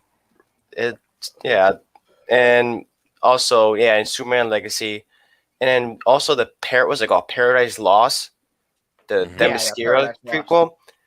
I'm actually, I'm looking forward. I'll give it an A. I think it's a pretty good list, and there's some people, some people are not impressed with the list, and that's okay. I want to see how they're gonna tackle this, execute it, and we'll just see how it goes. I'm a little bit optimistic. Okay, Matt, what do you think? I'm going to give it a solid A. Solid A. Okay. Solid A. Let me tell you why. So it's been, I've been reading a lot of the commentary online about this, and people are just like, "Oh no, Henry Cavill, it's nah." And I'm like, he hasn't been in the game since 2018. Black Adam don't count. No, we should really look at Black Adam and just go, that was a fluke. And that was mean. It was mean. It was very mean. Did you see the comment James Gunn made though about that? He's like, Henry's a great guy. I like him a lot, but he's been dicked around. Yeah. And a lot by the previous regime. And that is also throwing some shade at Dwayne. Because Dwayne pushed for that. DeLuca and Abdi agreed with him. He dicked around Henry Cavill. Like there's no doubt. Yeah, he about it. deep dicked Henry Cavill. Yeah, he was like, Just here's Henry Cavill, Superman. We should use him. Yeah, did you watch the last episode of The Last of Us? Like Henry was Frank. You know? Oh God. I'd say Henry was I would say Henry's more Bill. And The Rock is more Hank or Frank. But yeah, anyway, I'm surprised a lot of people on that fan base aren't going with the ending of that episode. Check prescriptions, folks. Well, why would they? Bad. Jesus Christ. Wow. If you haven't seen The Last of Us, you don't know what I'm talking about. But if you know, you know. And it's heartbreaking. If you know, you know. It's weird that an episode like that almost brought me to tears, but that's all I'll say. But no, I think the lineup is interesting. I think the fact that he focuses an effort on movies, television, animation, and gaming, and especially the gaming side of it. That's the big one. No one's talking about that. We should be. Well, the gaming is the one I'm a little iffy on because I don't know how they're gonna pull that off. That's the other thing. I'm like, oh, it sounds great, but trust me, bro. I'm like, you couldn't get one thing right. But I know new people, Max. This is but also people. the games make more money than the cinema. Not they do entirely new. It's Max. If you're there's still influence from Warner Brothers. There's No, Yes. not really. Not really. I don't The think only thing they have to worry about is what's coming up this year. And they're now tasked with trying to integrate that as much as humanly possible. All right. The only thing I'm concerned about is having it's, actors be voice actors. I'm gonna stop. I'm gonna stop saying, "Oh, this is not because it triggers people." This is still Hollywood, and Hollywood's saying they could do all this stuff and do something that Feige hasn't accomplished yet. That's ambitious. Feige also hasn't attempted gaming. Yes, I know. Because Disney doesn't want to. No, but they did. They tried gaming in it's phase one. Ambitious. They did. And I will applaud you when it happens. But I'm not going to trust you, bro. I will get there when you show me. That's all that matters. Show me the money. Show me the product. You know, I think that angle is not necessarily a bad angle because it's almost like, hey, you could tell me you're gonna, make the best movies in the world, but until we see them, we really don't know. You're saying you're going to do something next level that Feige hasn't even done yet. And I'll be honest with you, even though he has a more difficult situation than Feige had at the beginning. Feige started out slow. He didn't have to deal with baggage. Well, there was some baggage with Marvel, but it was a different kind of baggage. There was some disadvantage. He didn't have all the characters. Different bags, but I do think that James Gunn might be taking on too much of himself. He seems like he's going to be working really knees deep in a lot of these here's the thing is a lot of them sound catered towards him and not they are other catered directors. towards him. Yeah, but he can't direct everything. He's not directing everything. I know. It doesn't take he can sit down and crank out stories pretty quickly. But Matt, what I'm saying is these all sound great if he was at the helm of every one, but the unknown quantity is if he has someone else do it, that quality still going to shine through? Fine. Let's approach that from the Marvel perspective. Yes. Would you agree that Kevin Feige's voice is persistent throughout the entirety of the MCU? Absolutely. Yes. Do you not believe? Sorry, Sean. No, I was just going to say that multiple directors have bailed on Marvel because they have a tight leash. Yes. And they make sure that everything is the same and consistent. And that's why when directors want to do their own thing, they're like, nah, you can't really do that. So if James Gunn has that same mentality with everyone that they start hiring, it's going to be very uniformed. Well, he actually he did say in that 6-minute video that he wants each director's voice to be unique, but it still has to serve the larger story. So that is the difference between Gunn and Feige. Feige has got it from a producer perspective, and I'm sure Sean will agree with me. Producers are very focused on their side of things, right? Mm-hmm. They need to get it done. James is now coming at this from the perspective of I'm not only a creator, I'm a writer, I'm a director. I understand the fundamentals, the building blocks of these universes. And I also understand the need for directors to retain their creative vision, because that is also something that audiences identify with. And so the biggest challenge I think they're going to have is getting the right director for the right gig and allowing both to work.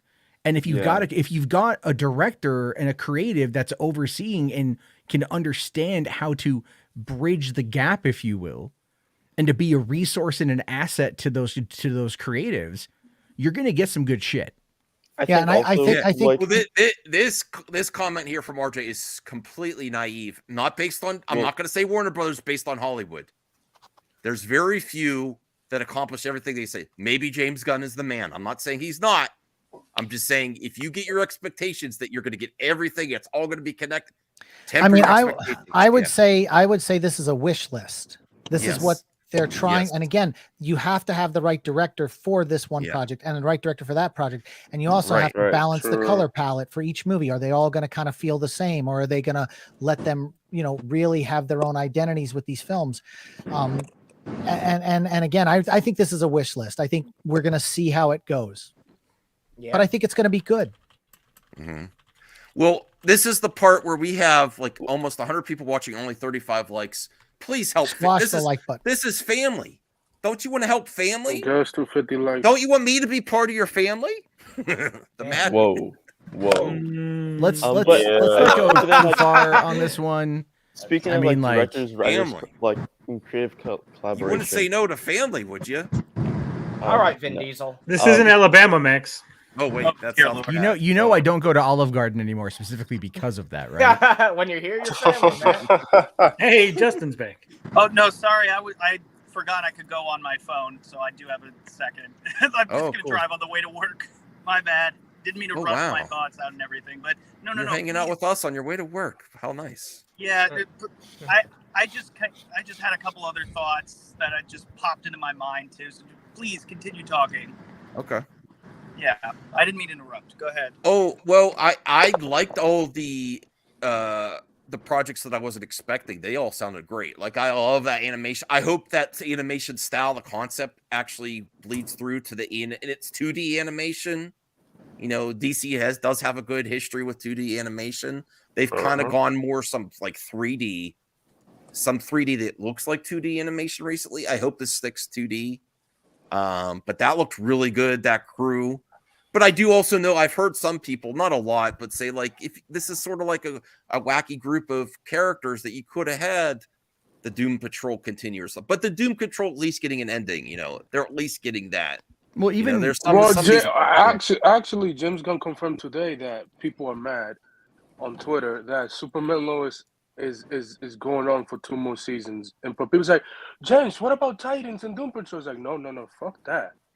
And he said, well, he said, no, I applaud that if they're going to keep Superman and Lois going, because you're getting a lot of stuff in that show that you might not get for a while if they're going younger. Yeah, Superman. it'll tie people over until 2025. And think about that. They're giving the world Superman for the next 2 years before a movie hits and kind of starts over again. So you got to keep Superman out there. Right when 2025 hits, the final season of Superman Lois and the first movie of first new movie of Superman happens in the same year. It's okay, we're transitioning out of Tyler Hoechlin into the new Superman, which is probably what they wanted to do with Tyler Hoechlin as their Superman, rather than Cavill. It's funny that he's in a way kind of usurped as the Superman of this generation for a lot of people, because a lot of people seem to prefer his Superman. I thought might be because he's been in the role the longest. Yeah, I know. I mean, he has. I mean, it's now been 10 years almost since the Man of Steel, and there's been no new movie with him really since 2017. The other thing that's great about the way this is presented, it's low budget enough that I do not think Warner Bros. Is going to copyright it. There's no music. There's no animation He looks clips. tired in the video. No, I mean, he's busy. He's got an insurmountable task, and he's taking it all on his own. And it is the Gunn show. This feels very Gunn. It's there's not really many projects that The only one that's like maybe it's not so much Gunn influence as the Green Lantern because they were working hard on that, and he's modifying it to fit within his, That's good though. That's I am so excited for that show, man. Yeah. So let's recap. Let's do a breakdown here. Hold on. But I'm gonna actually head out, man. But okay. Yeah. Later, guys. Everyone. And again, I'll just say this is remember that how they word these things. Official roadmap. It's not all like there. It could change. Yes. I feel like they know that where they're starting and they know where they're ending with this one. Where they're starting with Creatures Commandos and ending with Swamp Thing, and they know that, of course, everyone knows Superman's happening, Batman's happening. It's just a matter of how much of the authority they want to do, how much of if they are going to. It depends. I think I'm glad they didn't date or put a release window on the other movies that they could be like, okay, 2024, late 2024 to this is like the first 3 years, so 2027.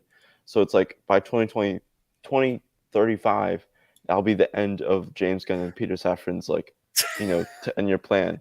Trust us, bro. Trust us. We're gonna get there. That's what. No, I believe they're gonna get there. Yeah, I absolutely believe they'll they're get there. It's just I think it won't be smooth sailing in the first 2 years, and then by the time they get chapter 1 done, it'll be like, okay, we know everything now. Mm-hmm.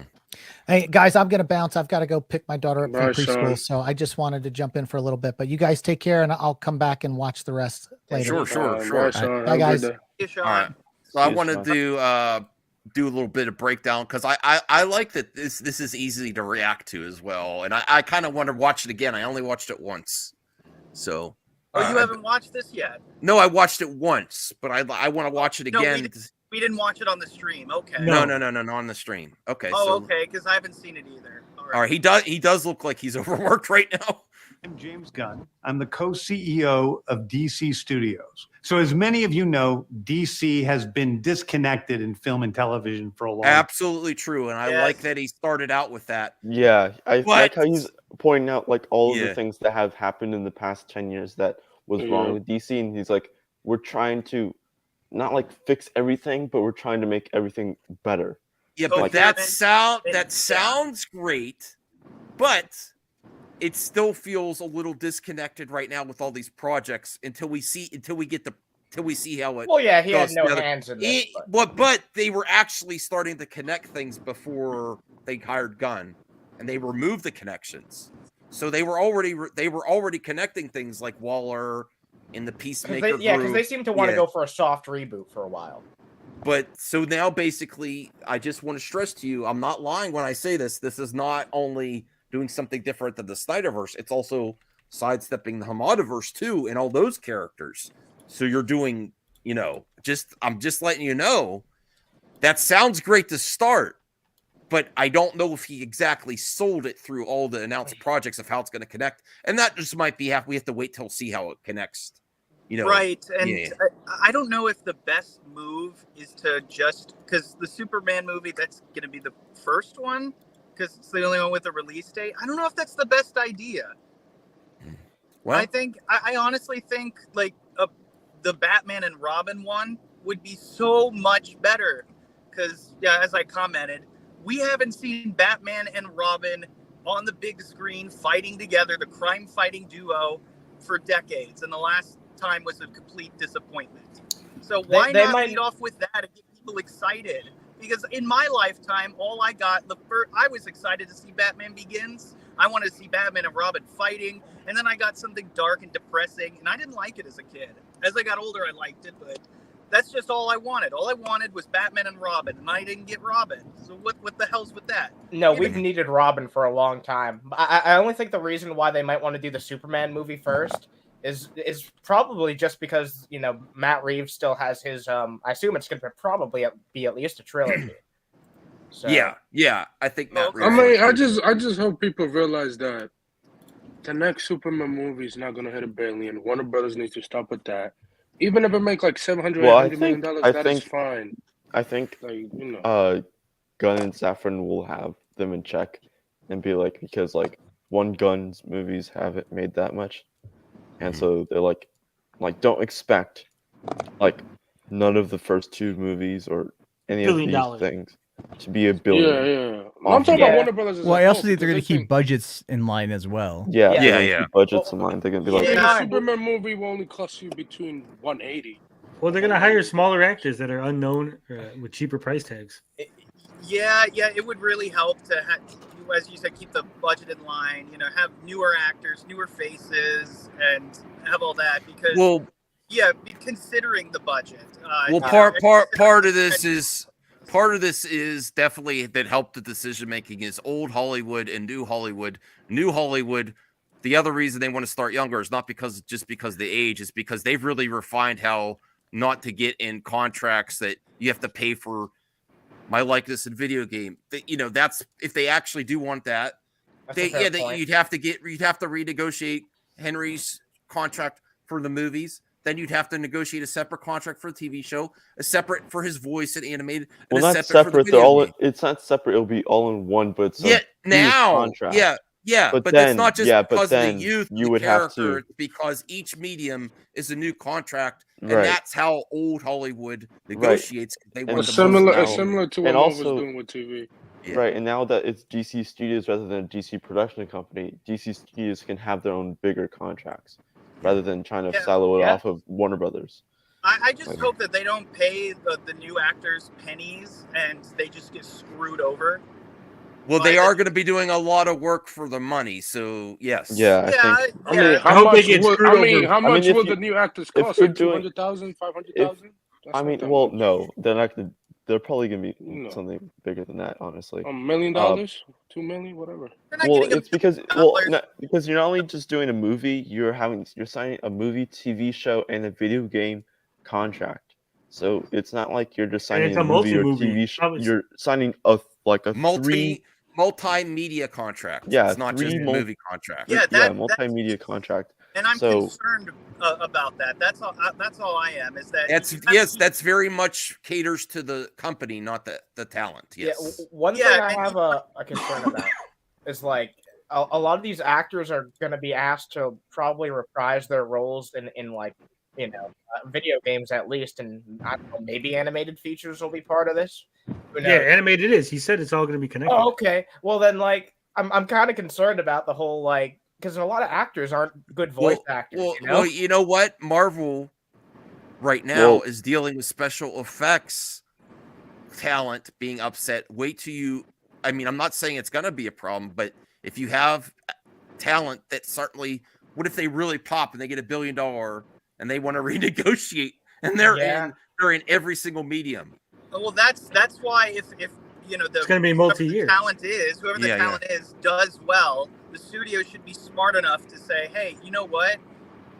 You did such a good job. We're going to increase it, because we like you and we want to keep you on board. Well, it's gonna be similar to how they handled RDJ, where it's like, oh, here's 150,000, for the first movie. Here's 300,000, and then finally for the third one, he's like $500 million. Didn't he get like 80 million? I mean, that's wishful thinking. I don't know what. Matt, what do you think about that, Matt? They're going to suddenly up it if they're successful projects. Say bye to Blue Jay, Max. Well, not immediately. What do you mean up it?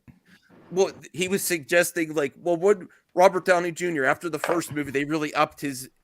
I feel that they're going to put these talent in contracts that are going to cover everything right away and multi-film. And I'm not necessarily. My guess is they're not going to renegotiate after the first film to give them. They're gonna have the contract. Right off the bat, they're gonna have stuff. Remember, whatever we saw today isn't everything coming in the next couple of years. No, I know. There's already more. Like Jeff Snyder was tweeting out that there's an unnamed movie that Gunn wants to do that he's already. Jeff Snyder from Above the Line. Who was there yesterday? Snyder, people get excited. Remember? Yeah, Schneider. Oh, okay. It sounded like Snyder. Sorry, I should have.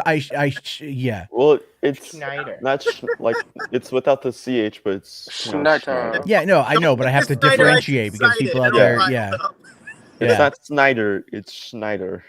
Schneider. Rob Schneider. I think that's wishful thinking on the talent's part. It'll be structured, Mix. These are big companies. They're going to get them in a contract that's going to cover everything right away. Any actor worth their salt is going to have a someone working on their behalf. I hope they go for lesser known names, at least at the start. Like, because like there's a potential that this, like a comic book movie can definitely like make someone's career. We've seen it happen with the MCU and outside the MCU too. That's why any actor that's going to sign on is basically going to say, "Hey, look, this is the initial money. If the movie pops, here's the bump. What I get bumped up to the second one, third one, whatever." There's no way someone's going in there and going, "Oh, you're going to pay me $100,000 for everything I've ever appeared in." Sure, that'd be crazy. That'd be ridiculous. No, they're going to lowball them, but like hopefully not to such a. No, they'll lowball them real low on the first movie, but with a promise of the second movie. Yeah, you get bumped up. You know what's pretty standard now is based on performance. Yeah, similar like Robert Downey Jr. Based on performance, they do some. Isn't that fair, Matt? That they do like a caveat in the contract based on performance. We could, there's a base contract, and then depending on the performance of your first project, they may have something like that in it. I don't know exactly how those work, but they'd be like, 20% bump for this. Performance-based contract is actually very fair, I think. Yeah. Well, again, it's like what we have to realize here is that they're gonna, they're trying to compete with Marvel, and you've got a Marvel guy at the head. So whatever's going to happen is going to be big and it's going to be boisterous in the beginning. They're going to want to make a splash. So they've just got to get through this year. And now that we know that the Flash is resetting everything, because that's what Gunn confirmed today, is that we're going to be getting a whole bunch of new stuff out of Aquaman 2. Most likely meaning Aquaman 2 is the last time Momoa is going to be playing the character. The other thing that's a big factor with Aquaman 2 is James Wan. If James Wan says he wants to move on 2, then that gives more of a reason to just not do a third one. Yeah, but like he said, I think he said before James Wan only that he didn't want to do a third, right? Even before. Yeah, he doesn't want to do a third. Yeah, he always doesn't do thirds in his movies. Well, if it really overperforms, I could see them doing a third, but it would really have to get to that close to the $1 billion mark or over. In my guess, and then the James Wan factor, I think, does affect the potential future of Aquaman 3. But that's what I mean when James Gunn's not going to tell you that, because they want you to say, "Well, we'll see what happens. Let's see the box office," right? Because it's not impossible for him to come back either. He'll come back in a new Aquaman. Aquaman, King of Atlantis. I would love an Aquaman 3. I mean, I haven't even seen a trailer yet, and that's one of my favorite projects. I don't think that we're going to get a new Aquaman movie for a very long time. Yeah, so that is a huge factor, is the James Wan factor, because there's also, he might be... I don't know, I think that would be stupid. He's with his boy Hamada, I don't care about anybody's boys, but with a $1 billion movie, and if Aquaman 2 does very well, it would be stupid for them to sideline Aquaman. Well, I mean, that's why they left the door creaking open. But who are they going to get to replace Momoa, though? No one. Momoa is going to play Aquaman. Yeah, he's going to play Aquaman. Yeah, no. That's why he was all excited and happy about the meeting with James Gunn, because he's still going to play Aquaman and he's going to get the chance to play Lobo. Oh, no, because they said that Gunn said today or in an interview that no one's playing two characters. Yeah, so they're going to end if Momoa wants to do Lobo, his reign as Aquaman is over. Yeah, all right. No, they just need to clone Jason Momoa. Well, and here's the other thing, and here's the other thing too, is I know that there's like the commentary about like, oh, like the door is open for Gal and Jason and Ezra and Zachary. Just stick around. But they've all got projects coming out this year. But the Blue Beetle, no. But the Blue Beetle hasn't premiered yet. And Blue Beetle also is part of the DCU. And it's video. It's a smart sell. It's kind of like he could be quirky, like Spider-Man, a young kid, Yeah. It fits into what they're trying to do. And so basically what that means is that they're not going to tell you that these characters are recast. They're not going to tell you that. Yeah. Why would they close the door on Gal Gadot? Why would they close the door on the fans showing up? Like, well, if this doesn't really matter if she's not in it anymore. Hey, RJ and Rel, please, take your battle to Twitter or something, because there's other people in the chat that don't want to hear you argue at each other. I'm just going to ask you nicely. I love you both. You're obviously not going to agree, please don't bring up drama that happened on other people's streams. I can't control that. Calm down, RJ. You're supposed to take over. RJ, you're supposed to take over the stream later. Who cares? Let them fight and let's watch. No. I don't want that. That's other people are trying to talk in the chat. When's RJ taking over the stream? I think I don't know, an hour or two. So it's already 3:44. Yeah. You're gonna be streaming that long? Well, there's a lot to talk about. Yeah. This was fun. I enjoyed you crying and coping about. Cry. What? Jesus Christ! I didn't cry. Tony, you came in hot. You were ready for. That's why I raced home from picking up the kids. I was all like, I got the message saying Max is crying. No. We all got the Max single. Yeah, we had to come on in. And see for ourselves. Max, all he said that he likes. Don't listen to the rumors in the toxic quad DM group. They're not all true.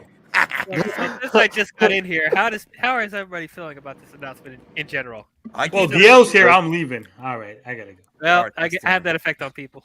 No, I was heading out anyway. It's just coincidence. All right, everybody, enjoy it. All right, bye. Not gonna spare anyone's feelings. Woo! RJ's in teacher mode. Oh, shit, I do think though that RJ is correct. We should acknowledge Snyderverse is dead. Correct? Can we finally acknowledge that? I mean, why are we still arguing about this? No. We're not arguing about it. Netflix buys it. Yeah. Well, actually, I don't think that's gonna happen. No, the Amanda Waller show is still continuing, so there's a little bit of hope. Well, technically, I mean, if Ezra sticks around, Ezra was cast by Zach. So it's like, ooh. Imagine having Ezra Miller being the last remainder of the fucking Snyder. I don't think so. I think it's going to be Aquaman. I think it's going to be Aquaman. Just let RJ cool down a little bit. He's all RJ's hype. That's the one thing that gives me pause about this. This is a good, most likely will be a soft reboot, not a hard reboot. Be nice. Let's not. I know I first mentioned what he was doing today, but let's not talk about what he's doing. Well, why'd you bring it up then? Because now that's more interesting than what we're talking about here. I know. I think just let the shot be. And I did it as a joke, but it was. You have the power to time him out. You know that, right? No, I don't want to time anyone out. Just everyone calm down. Okay. DL, what's your initial impressions in rating? We're doing letter grades. I gave it a B+ and surpassed expectations with announcements, but I have concerns. Yeah, I'm probably with you. I'd probably give it like a B+. It definitely, most of this got me excited. The Superman stuff, really good. Superman Legacy, I like that title. Brave and the Bold. So yeah, we're just gonna introduce the Bat family from the get-go, which is I'm happy. I like about that. Yeah, very happy about that. The Paradise Lost, that's interesting. So we're gonna do a prequel before we introduce Wonder Woman, which I think is a good idea. Green Lantern, we're getting Hal Jordan, Jon Stewart. I mean, I wish it was a movie, but I do understand why they want to do it in a show form first, because there's a lot of world building they can do with it. But I'm just glad we're getting something from the Green Lanterns. Thank God. Booster Gold, I kind of expected him to announce something. I'm glad that was Yeah. So I'm definitely looking forward to that. Played by Chris Pratt. I mean, I would be shocked. I hope so. Not Booster Gold. I'll be very shocked. But and then what was it? The authority. That's interesting. So that's an interesting one that he. Yeah, it sounds interesting. I got to do research on it. I don't know anything about them. Right. And me people too. say, people great. Yeah. Swamp Thing. I'm excited because I did like the original show that came out not too long ago that got canceled too soon. So I'm glad that he's reviving that. Is that in the DCU or is it its own thing? The Swamp Thing? It's its own thing. They were gonna do a lot of spin-offs on it. They was gonna introduce a couple of Justice League Dark members in there.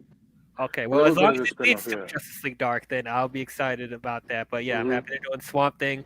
Now the other stuff is giving me a little pause. Like, actually, what is the Creature Commando, that animated show? That's kind of interesting. That it's going to have. No, that looks fire. Yeah, and they said they're going to bring them. What about Amanda Waller? Now that's where it starts to give me pause because I wanted them to hard reboot this, and so with them bringing back Viola Davis and waiting and see what happens with these DC movies coming out this year, I'm like, I don't know about this. I don't know. Like, I don't want them to bring the baggage from the other movies, but we'll just see what happens. I'm not going to be up and angry about that. Yeah, I want to see where it goes with that, but I don't. It gives me pause, even though I think the Waller show will be good. It'll be good.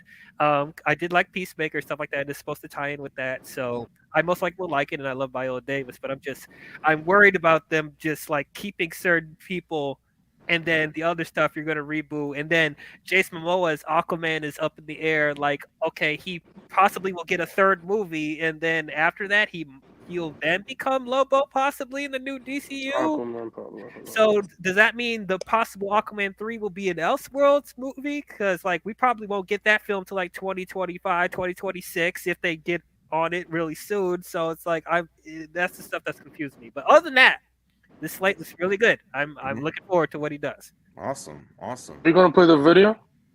Yeah. Did anyone want to give their rating before we continue? Caden, well, I got a dip. I got to go check on my kids and stuff. But there's one last thing I wanted to touch upon. Oh boy, I thought was really interesting. Okay, all right, cool. And I mentioned this on Twitter too.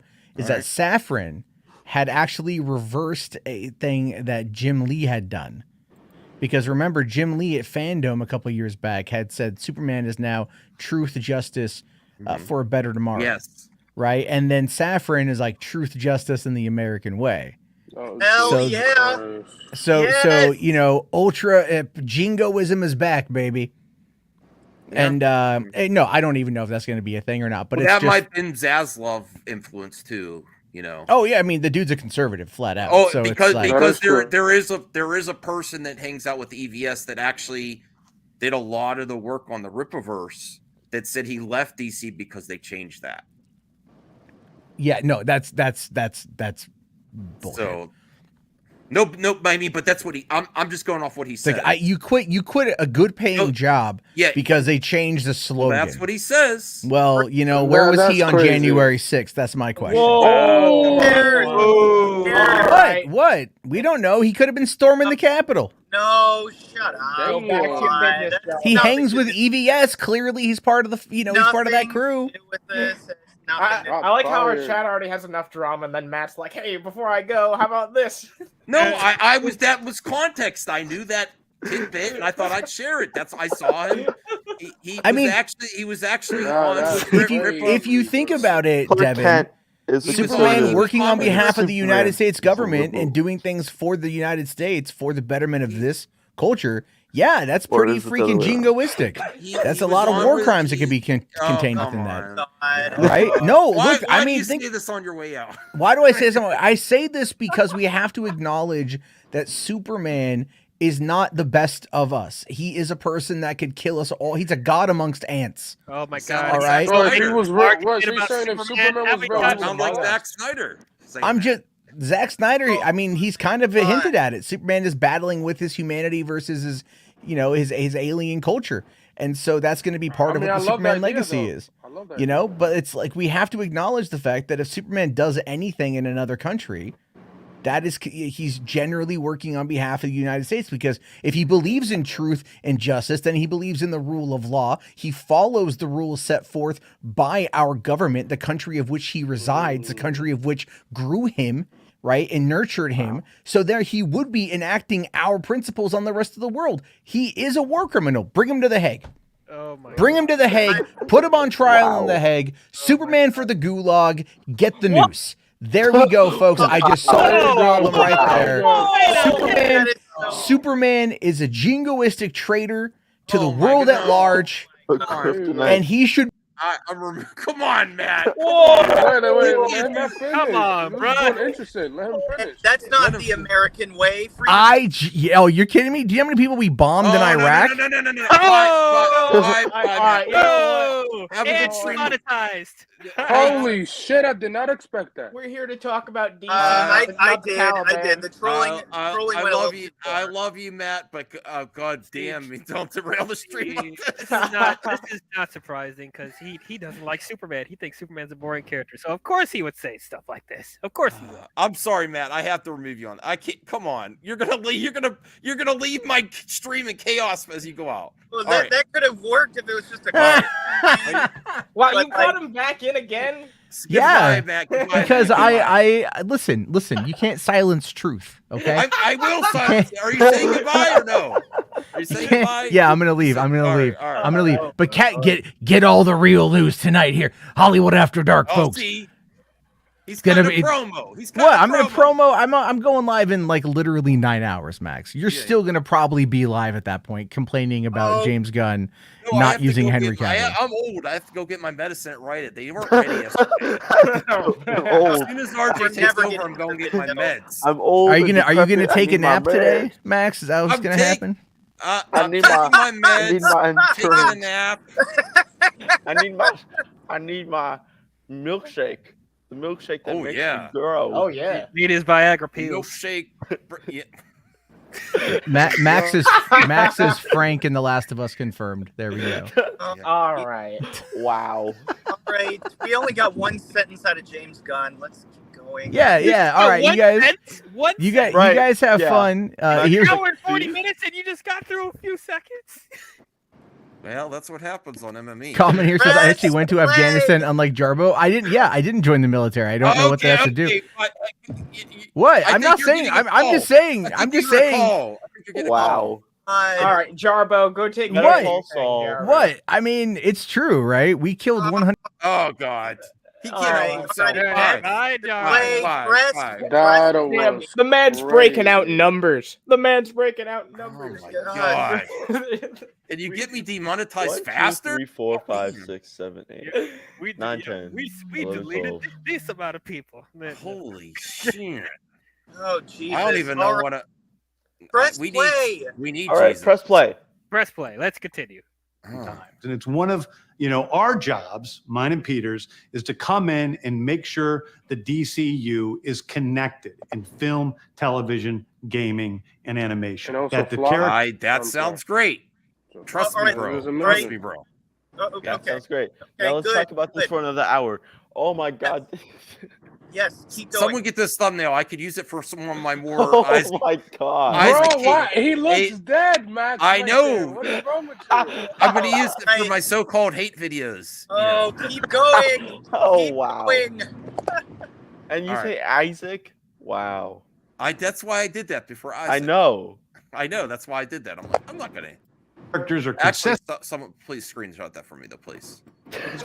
played by the same actors, and it works within one story. And if something is outside of that, like Matt Reeves' Batman or Todd Phillips' Joker or Teen Titans Go, that it is clearly labeled as DC Elseworlds, outside of the mainstream DCU continuity. Now, Peter and I have gotten pretty lucky in terms of the 4 projects that are coming out over the next year. First, we have Shazam, Fury of the Gods. Shazam has always been off kind of in his own part of the DC. There, confirmed.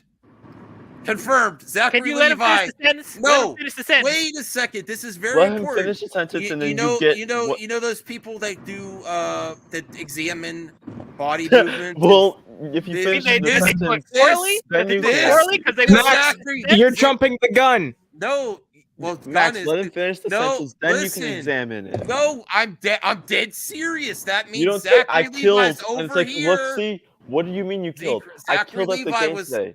Zachary Levi's No. all on his own. Come on, DL. You have my back here. No. His You body need to movement. Let him him finish the sentence. But Play his the video. body movement, Shazam is done. That's You sound like those clickbait people Bro, that he make did those not say hate Shazam. videos. I for believe no it. reason. No, I believe it. This Isaac over was here. right. Isaac over was here. right. No, he wasn't. And Hashtag Isaac is right. Hashtag I'm gonna talk to Isaac. It's not. Listen. Hashtag press play. Oh my Hashtag God. Press play. Press play, gosh darn it. CU, so he connects very well. That moves directly into The Flash, a fantastic movie that 2 I frames really a love. second. That resets the entire DC universe. Boom. Then to move into Blue Beetle, Blue Okay. Beetle, okay. a Yes, fantastic. Blue Beetle confirmed in the new DCU. That's also a confirmation there.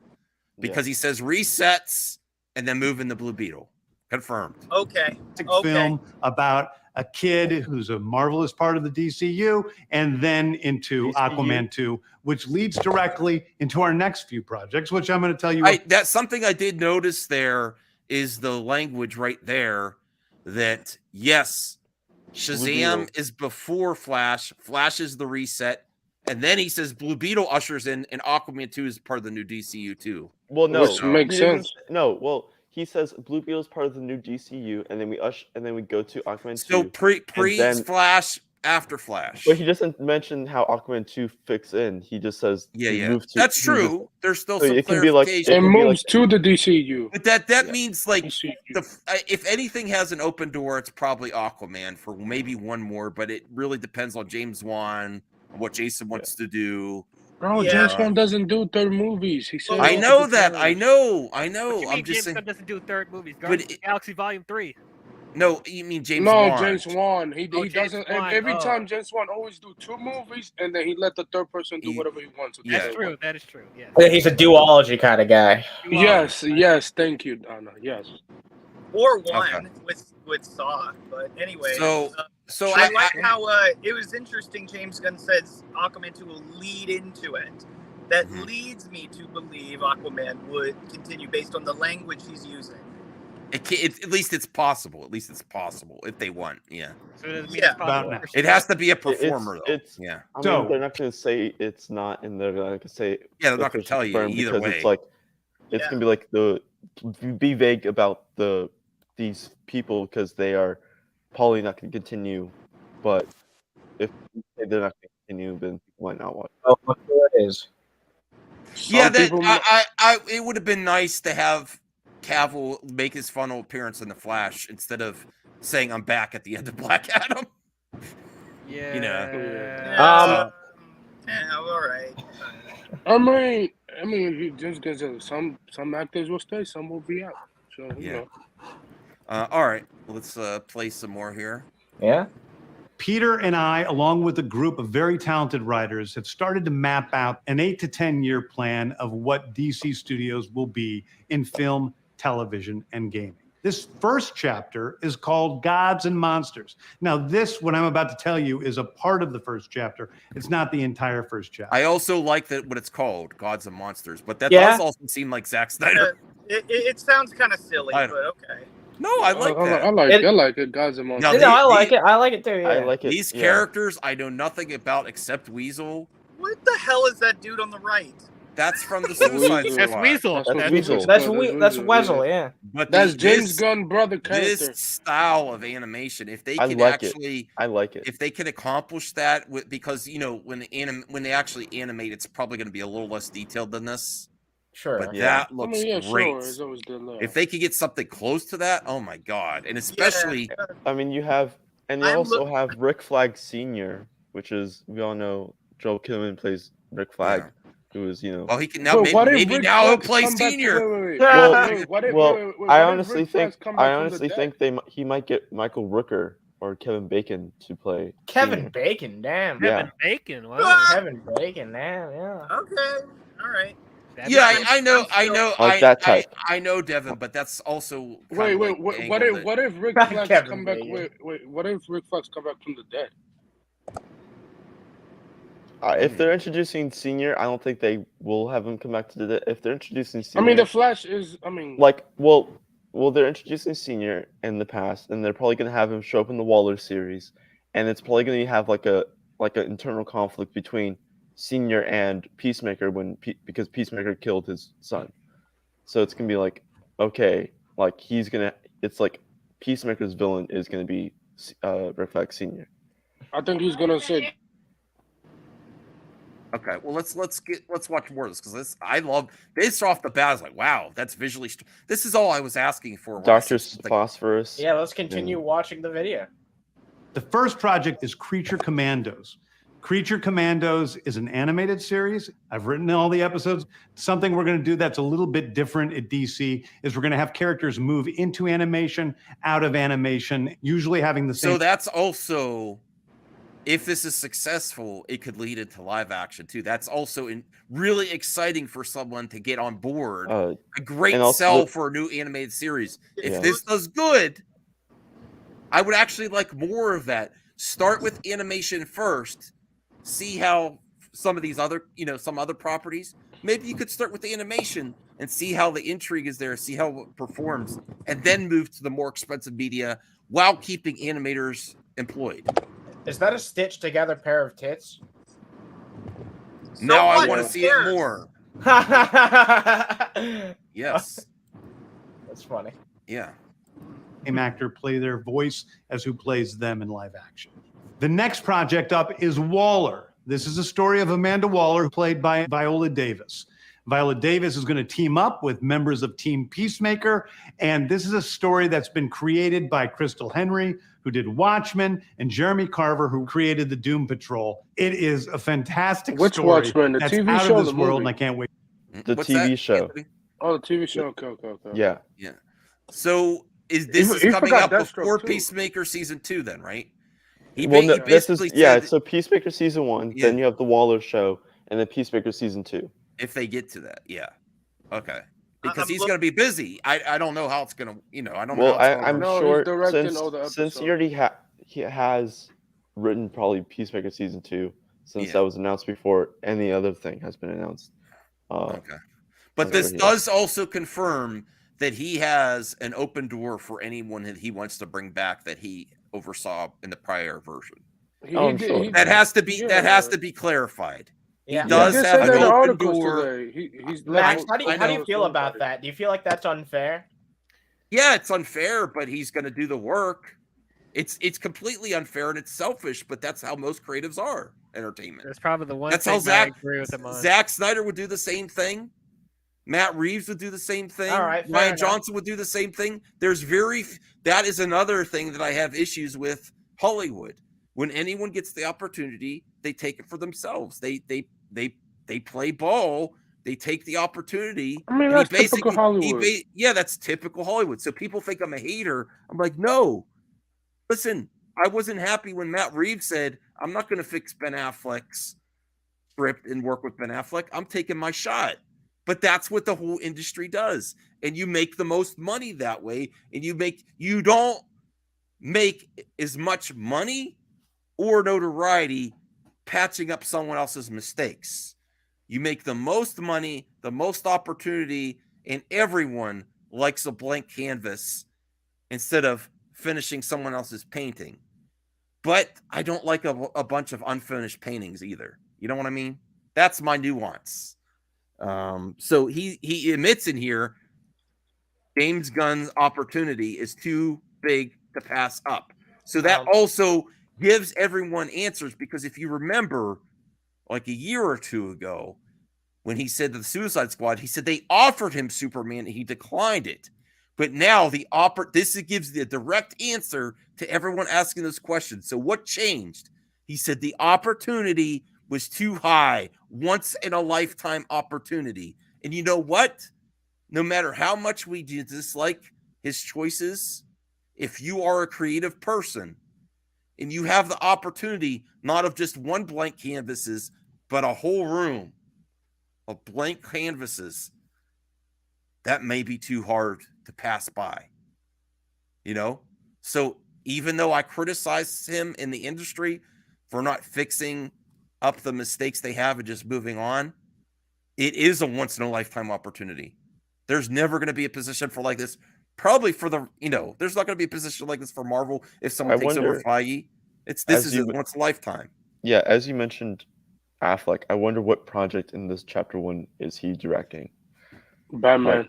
Well, that's not for sure he's directing. I know, but they mentioned it in the DC press release today, even that Affleck is interested in to direct something, and that they're interested to work with Affleck to direct something. I think it's the one they showed off the art of, if anything. I think that's the one that he's probably going to direct.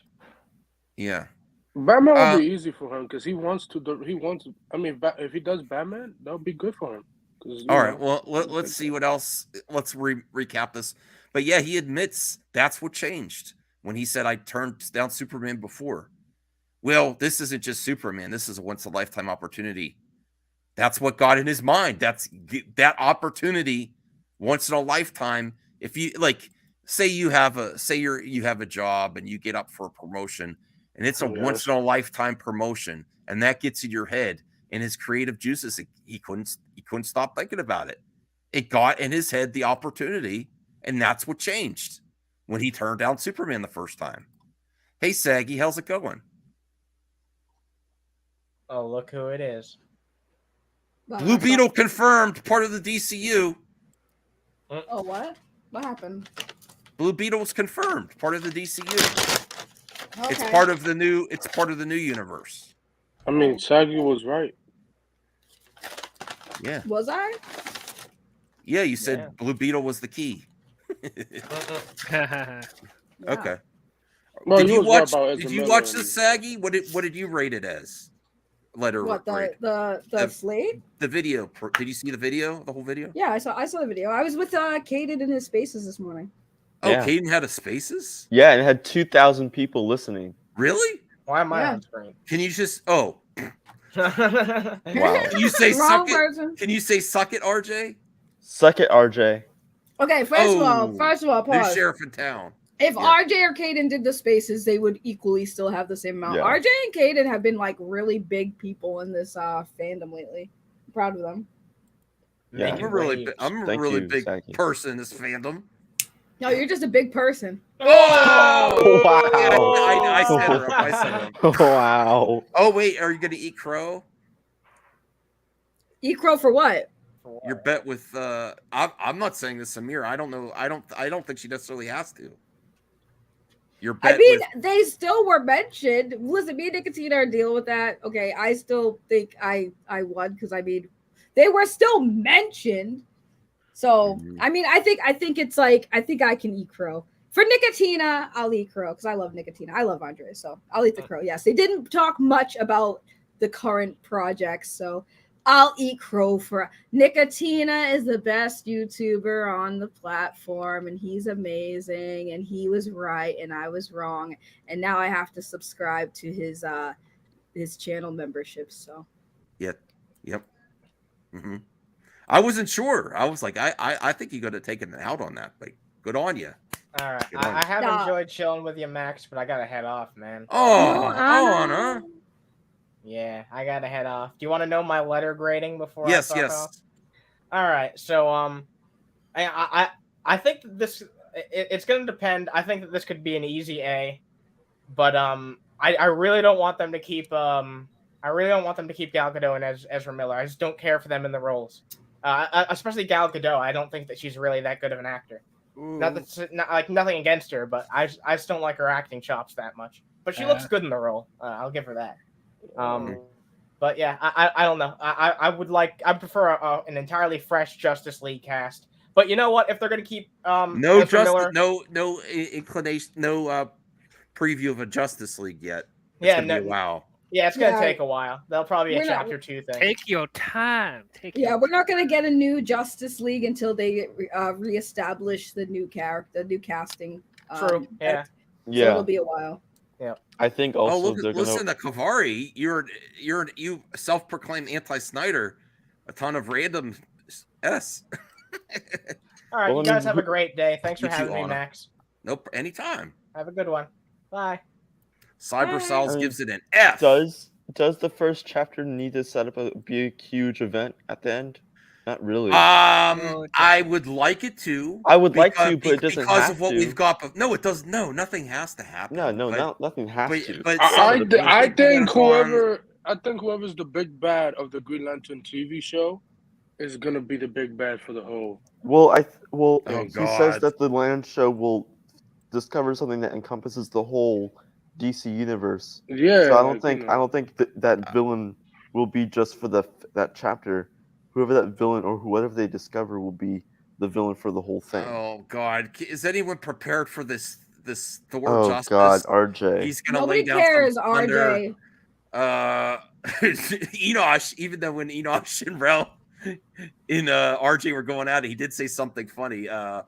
RJ's going to lay down some thunder because he's been holding a fart for 30 minutes till he gets home.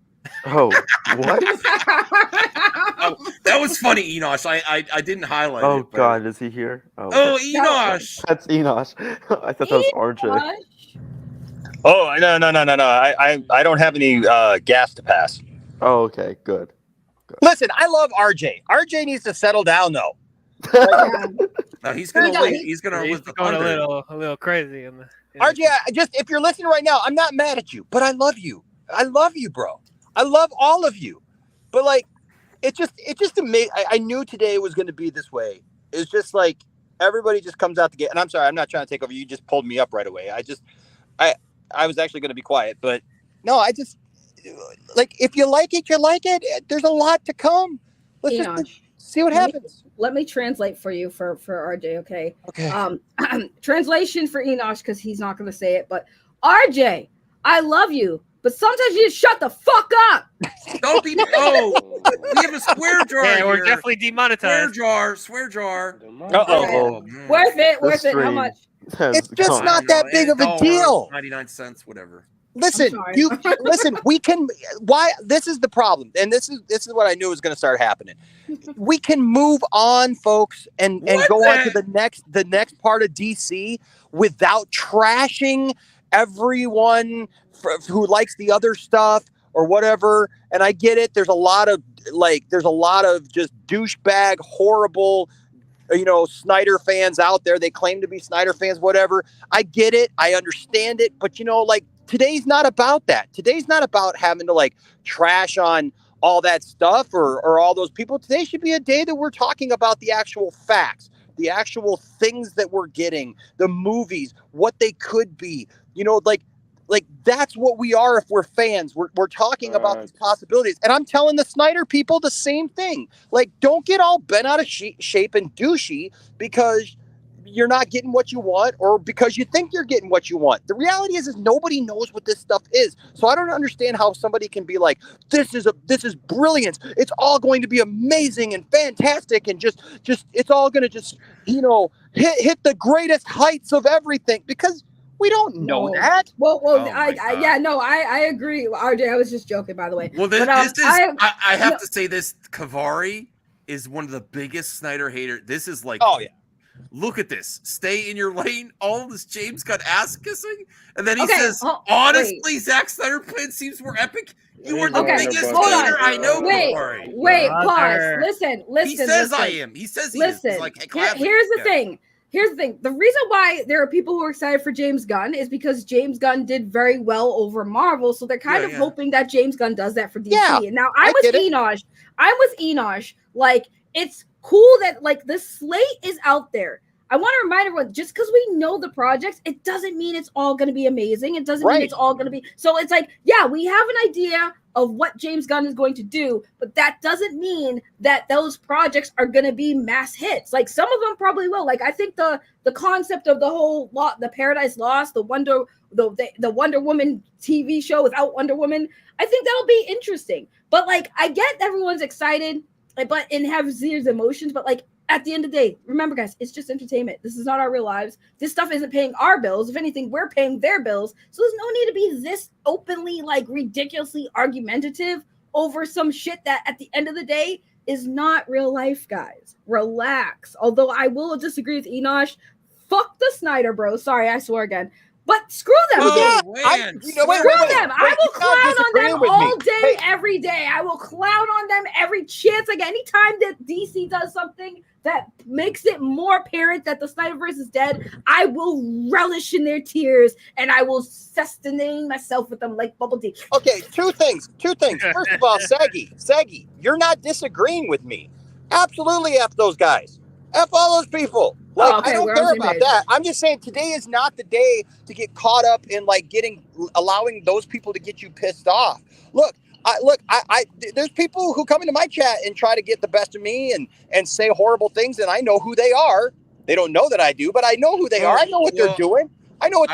And the thing is, it's today is not that day. Today is the day to enjoy whatever we're going to enjoy and to speculate about what's coming next. Every day is a day to shit on those Snyder bros. Right, I know. But in Kavari, I found the spot where you were blocked, and I unblocked you, so you should be unblocked. I don't know. Well, I do have some unfortunate breaking news that is related. Now, this needs to be covered because I'm going to out to the creators of the hashtag. Hold on. Don't say anything yet. Hold on. Breaking news! Okay, this is what's trending on this day, and not sell Zack Snyder's Justice League to Netflix. This is what's trending.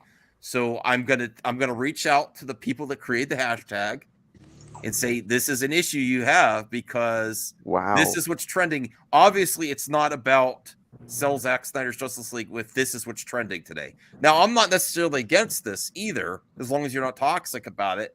But and people think it just saying that is, but they're not. That's what's trending. You don't see Zack Snyder's Justice League to Netflix trending with it, or you just see this. But unfortunately, I do not think there's a chance for success. But also look at the actual. Hey, Max, like, Max, can you read whatever that is? Because I can't see. I'm on my phone and I'm driving home. I'll be home in like 5 minutes, but I can't see what you're talking about. Oh, I don't want to put that up. Hold on. Somebody's got a mouth in the chat, and I'm sorry, but I was just gonna say I see what you're saying, and this is all I got to say to you. Kick rocks, you fucking cunt. Cyber Cells, please be nice. Saggy's my good friend and guest. That's that's a warning. I don't want to give you a timeout, please. All right. But what was trending was fire James Gunn and not. That's what I was trying to show. Oh, I mean, what's trending is Swamp Thing. Well, not trending altogether, but I'm just saying within the fandom, that's what they're promoting today. Trending and for you. Yeah. But this is what's trending. I can't believe Swamp Thing. Like that's. It's because Swamp Thing is a popular character, and people. I've been telling you, he's a popular character. And then you have Wayne, but it's funny it says rap, but it also trending with Super. The reason I also say that is that they said that hashtag was overtaken as the most popular one of the Snyder fans, and it's not the case. It's not the most popular. They have the Authority, and then then ECU is trending at 10. 12 is Supergirl. Lanterns 17. Nightwing 20. Elseworlds 20. Why is Nightwing even trending? He's not even a part of Bat Family. Oh yeah. And Gods and Monsters. Midnighter and Apollo. So what's the no? I mean Samir. Melon. Oh. I mean trending within the fandom. Trending within the fandom that's not happy with James Gunn is that's what's at the top of it, not sell. Wait, they directed what? Degrassi? Raka. Directed a great. I would not be surprised. I would not be surprised. And they met with Gunn today or yesterday. Well, the small indies. I mean, if you see the YouTube work in that movie that got coming up with A24. What's the 40? Sure, why not? Zack Snyder's Justice League, Fortnite League's Legends of Tomorrow. Why is Legends of Tomorrow even trending? Why is Jensen Ackles even trending? Oh, because Batman, people are probably. fan casting him for. Why? What do you mean? Jensen Ackles should always be trending. Bring the God, thunder. RJ's here. I don't even know what RJ's mad about. Yeah, why you mad, RJ? You He's gonna drop some thunder. No, I'm fine. Where's the thunder? Where's the thunder thighs? Oh, come on. Did you take some gas X? No, I did not. No.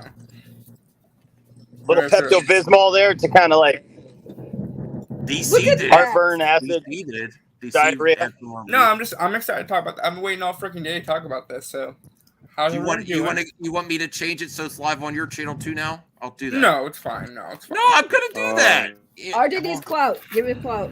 Yeah, it's now. That's all good.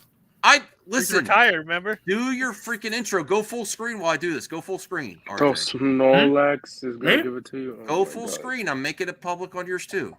Hi. Wait. Hold on. Hold now. on. Oh my God. Lights, camera, action. Hold on. Now. Hi, everyone. What's up? God damn. I don't do this anymore. Amazing. Yeah, he's retired. You don't do this anymore. It's on your channel. He's retired. You're taking the lead. I gotta go. I'm old. Yeah, that's why I should take over MME. Well, I have to go get my meds soon.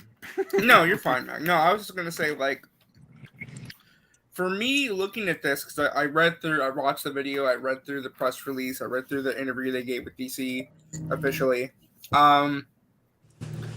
Everything sounds promising, but I hope that it all comes down to execution, of course, when you know who's writing, who's directing. I will say though, did you talk about the writers' room they've assembled? No, I didn't know about that. You did not. Oh, okay. Well, they've assembled a writers' room to work on crafting the story. It's not just James Gunn. It is Drew Goddard, who worked on the Netflix Daredevil show. It is Jeremy Slater, who worked on Umbrella Academy and Moon Knight. Ooh. And it is Tom King, the comic book writer Tom King. He's a mixed bag. Oh, and Christina Hodson. Jesus Christ. Oh boy. Oh my God. But about this. apparently they're keeping Christina Hodson around because Flash is apparently so good. They think that she's got some good stuff going on. I was working. I had to do my job. I can only watch certain parts. God. I like those three that you mentioned: Drew Goddard, Christian Slater, and Tom King.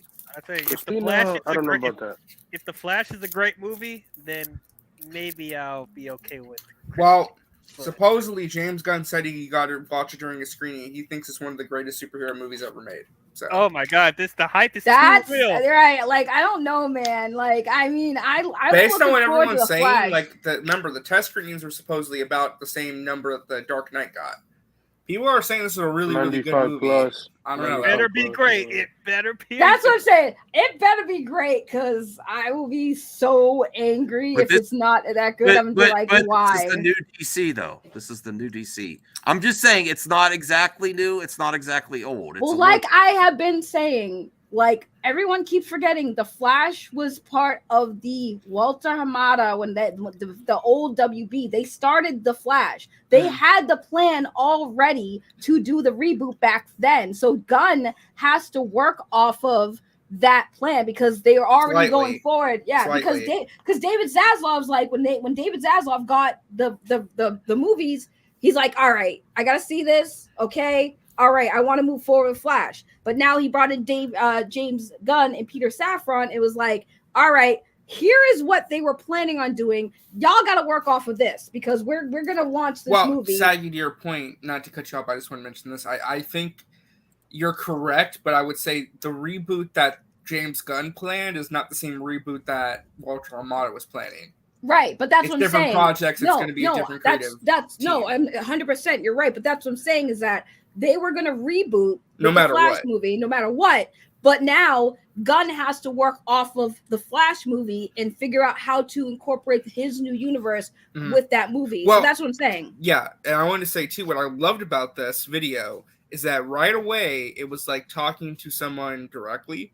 That's what it felt like. But he also clarified, yes, the movies coming out this year still matter.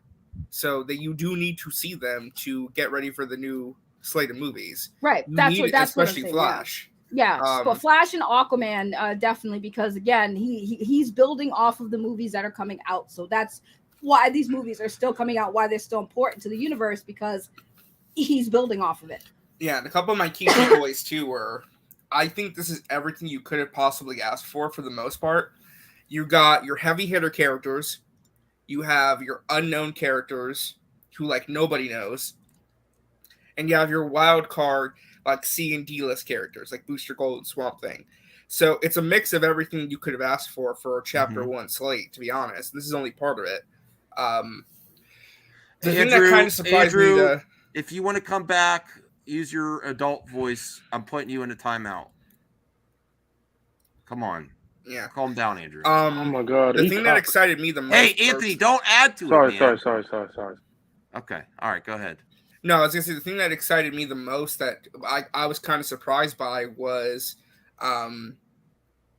the Brave and the Bold, which is the new Batman movie. I was shocked by that. Yeah. Which that one is really exciting. Yeah. Part of me wishes they would have just integrated the Matt Reeves world into it. I really thought they were going to do it, but they stuck to their word, which is fine.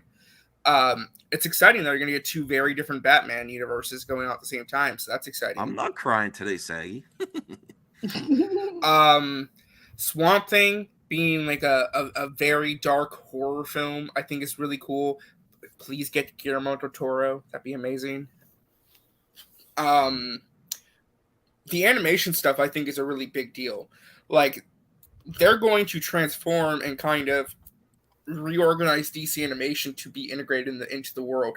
I mean, what was it called? Creature Commandos? That art style looks fantastic. And their intention of, hey, we're going to cast the movie actors to voice.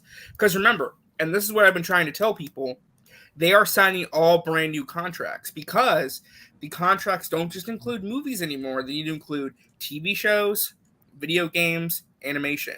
These are very multi-layered contracts. They're going to integrate everything. Before, though.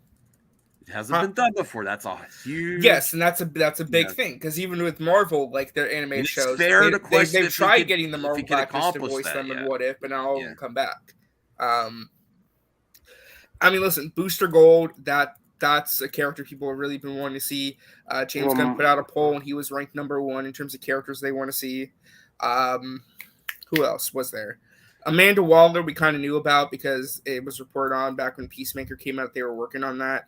Makes sense. I know people aren't going to be happy that Viola Davis is sticking around, but you know what? If you could deal with the fact that J.K. Simmons came back for No Way Home, it's fine. It's a small supporting character. Who cares? You know, I don't think it's that big a deal. The Suicide Squad felt very removed from everything else anyway, as a Peacemaker, except for the end. So, and you can explain all the stuff away with the Flash. You know, I mean, what we'll really be telling is if they bring back like the main actors from the league, like Gal Gadot, Ezra Miller, Jason Momoa, I don't think they will. Levi. I don't know. I don't think they will. I think now they're keeping things wishy-washy because they have movies coming out, but I think their intention is to kind of reset some characters.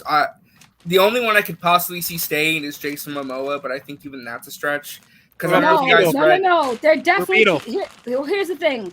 I have a strong feeling of keeping Momoa because Gunn said that he's keeping the doors open for Jason, right? But also made a very odd statement to say, hey, no actor is going to play different characters. Well, they said no actor is going to play 2 different characters. Right, and I think that was right, and I missed that. But that's what I'm saying. I think that debunks the whole everyone talking about Jason being Lobo. Not necessarily, and this is why. Because Peter Safran also said we're going to talk about we're going to figure out what's going on with Jason after Aquaman 2. So right, they've but not confirmed yet what they want to do with Jason yet. Okay, this is what I'm saying, right? Aquaman 2 is coming out. So I think what they're doing is they're presenting Momoa with an option. Do you want to continue as Aquaman, or do you want to try this Lobo route? So I think it's up to Jason if Jason wants to continue as Aquaman or Lobo. I think he's been given an option. Probably based on performance of the Project 2 and James Wan. There's a lot of factors there. And I'm really starting to suspect that he's going to switch over to Lobo because I think Lobo is going to be in that Superman movie as one of the villains. Which I mean, I'm down for. I think he's gonna stay as Aquaman. I think he's gonna stay as Aquaman. Let's place bets. Let's go. I'm not gonna place a bet because it depends. It depends on the box office, right?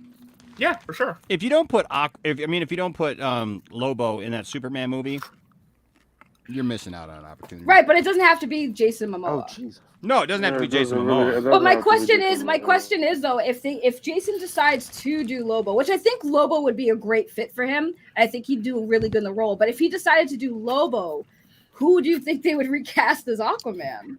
Some blonde guy. I want to get to this super chat, and then RJ, you're good to take over because I got to go. You should get the that's fine. I need to go. Alexander Skarsgård. No, all right. So does this CJH Entertainment? Thank you, CJH. $5. Does this mean Aquaman 2 is the DCU, the Suicide Squad, and Peacemaker is canon? The Batman isn't connected, etc. They confirmed that the Batman is not connected. I was wrong. I will take an L on that. Yeah. I will take an L on that. I thought maybe they would let Matt Reeves finish his trilogy and then just see if Pattinson wants to move over, and I thought that Matt Reeves was going to be. They're obviously doing a different Batman. So Aquaman 2, the Suicide Squad, is going to be fun.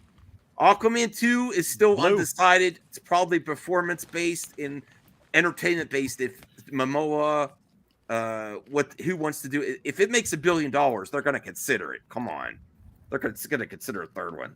I don't see 80 World. That's more money on DC if it doesn't make $1 billion, that they were like, well, should we do a third one at least? You know, you don't just stop if you get equal money for a sequel. That's not something you stop. Usually, it goes down a little bit by little bit from the first one, unless you're James Cameron Avatar or you're the Dark Knight trilogy with something that happened to Heath Ledger. So you do not pass. They're not going to pass that up if it makes $1 billion. I think they'll consider it. Well, of course. Are we gonna get a new Joker? Most likely, yeah. Oh Jesus! You're probably Five Jokers. In the last 5 Yeah, years. Amazing. we're gonna most likely. I mean, if you're getting a new Batman, that means you're getting all new everything else. Well, in RJ, that maybe Batman you world. might want to bring up your version of this. Yeah, I am. Okay, because I only got so much into it. I'm gonna. I'll just restart it. It's fine. It's Yeah. we weren't that far. All right. Anyway. So Crazy Joe is also here, and I'm gonna head out. Have fun, everyone. Bye, Max. See ya, Max. What are you gonna do now? Max, I'm gonna. I have to go get my meds. So I'm because host now. I tried to get it yesterday, but the Rite Aid didn't have it ready, and I'm out, so I have to go get it. I don't want to. I have to be consistent with my meds. That's all I'm saying. Bye, everyone. All right, bye, Max. Bye. Get your meds. Well, the thing I was going to mention too, real quick too, because some Gross mentions Chechi. I think what they set up in Peacemaker, like the butterflies and the alien stuff, that probably is going to continue. Because all this, like, I think whatever they started in Peacemaker will somehow be continued in some form or fashion, some way. I don't know how, but I can imagine it will be. Anyway, sorry, Joe, were you going to say something? Oh, I just want to say that I have a hard departure at 5 p.m. I got to go pick my daughter up. So if I disappear at 5 without a word, that's where I live. Oh, okay. Well, do you want to just go and say what you thought then real quick before you go? Well, I mean, I'm really happy. I was expecting it. Don't get me wrong. I was expecting it because of the poll James Gunn took on Twitter several months ago. But my absolute favorite character, Booster Gold. I mean, come on. You want to find a way to my heart, and now it's a Booster Gold project. So I'm really happy right now. But I was expecting to hear Booster Gold when he came #1 in the poll of what people most wanted. So yeah, I had a feeling Booster Gold was on the way too. What took me by surprise was a couple things: Swamp Thing, Creature Commandos, and the Authority. Oh yeah, Why Swamp Thing is a surprise? Swamp Thing was a surprise to me because I wasn't expecting a movie. I figured that would have been like they would have tried a TV show again. But I guess a movie makes more sense. The reason why Swamp Thing is popular was because of the TV show and the animated stuff. Now, so it makes sense. If you do Swamp Thing, you building off the Justice League Dark characters. You start with Swamp Thing, then you go to Constantine, then Zatanna, then Deadman, and all these characters that's in the universe of the Justice League Dark. Well, what I love too is that based on what they're saying, we're gonna start off in what's the term? Like in the middle of the story. Like the DC universes are like we're not gonna get origins. We're gonna like be like post origin, like probably like Good. a few years into it, like where all the stories are gonna be around in different periods of time, kind of. Good idea. Connect. So I think that's probably gonna be fun too. But I wanted to play this because Max asked me to, and you know I uphold the thing. So this is the video. What do you guys think about them calling it chapters, like from like a book? I think it's cool. Yeah, it's cool. I think it's it's kind of like like an kind of like a Bible kind of thing. It's. I think it's it's at least a little than just copy saying it's like phases or whatever. They're at least they're officially doing like chapters and stuff. Chapter 1 and 2. I kind of see it as the same but different. It's the same as saying phases but different. Yeah, it's like kind of the same thing, but it's a little different. I have no problem with that. I'm the co-CEO of DC Studios. So as many of you know, DC has been disconnected in film and television for a long time. And it's one of, our jobs, mine and Peter's, is to come in and make sure the DCU is connected in film, television, gaming, and animation. That the characters are consistent, played by the same actors, and it works within one stop story. it for a second? And if something is outside of... It's interesting that this is edited. Well, yeah, of course. It has to be a professional video. No. It's not. I'm not talking about that. I'm saying it's cut up. Oh, yeah. They probably did multiple takes. It jumps between Yeah. takes, which is interesting. It's interesting. I mean, Yeah. I've seen videos where they jump numerous times. I've seen Like much video other much. I know, YouTube but videos. I'm watching it, and it's weird where it's jumping. It does like they're not like natural breaks. It's literally like he's in the middle of something. I never and it really jumps. noticed that. To be I honest. didn't notice it the first time either. Oh, I didn't either, to be honest with you. But I'm sitting here looking at it now, and just thinking about how it's it's one of those things that like when you shoot stuff, not just making videos for YouTube or something like that, but actually like shooting things. It's interesting when you notice that because in something like this, he would have been using a teleprompter. Yeah. Right. So it's interesting. Like, I don't know. It was just interesting to me. I like too how they're setting the tone our way, being like, this is how things were. This is how things are not going to be. Like, we're going to like fix this issue of disconnectivity and jumbledness, where it's going to be our jobs are let's provide structure and really explain, kind of like go step by step through. Okay, this is this is that, this connects to this and this, like, and separating certain things that aren't. Which I think you need that organization right now because it is kind of a jumbled mess. So that's one of the things I was happy to hear about. Oh, what the heck is that? What the hell was that? Oh, that's over your screen. Like Matt careful. Reeves' Batman or Todd Phillips' Joker or Teen Titans Go, that it is clearly Why did you say labeled Teen as Titans Go? That's DC weird. Elseworlds. Because Teen Titans Go is actually It's one of the biggest animated. animated shows in the world. Well, Plus, it's also- an example. Nobody of a cares show. about that. No, but I think That's a great show. We don't care about it. But I care about it. I mean, I know the little kids care about it. Yeah, little kids care. But also, he's showing the mediums of their like Elseworld stories from animation and live action. He's not just if he just names all the live action things, it's be like, oh, there's not gonna be any Elseworlds animation.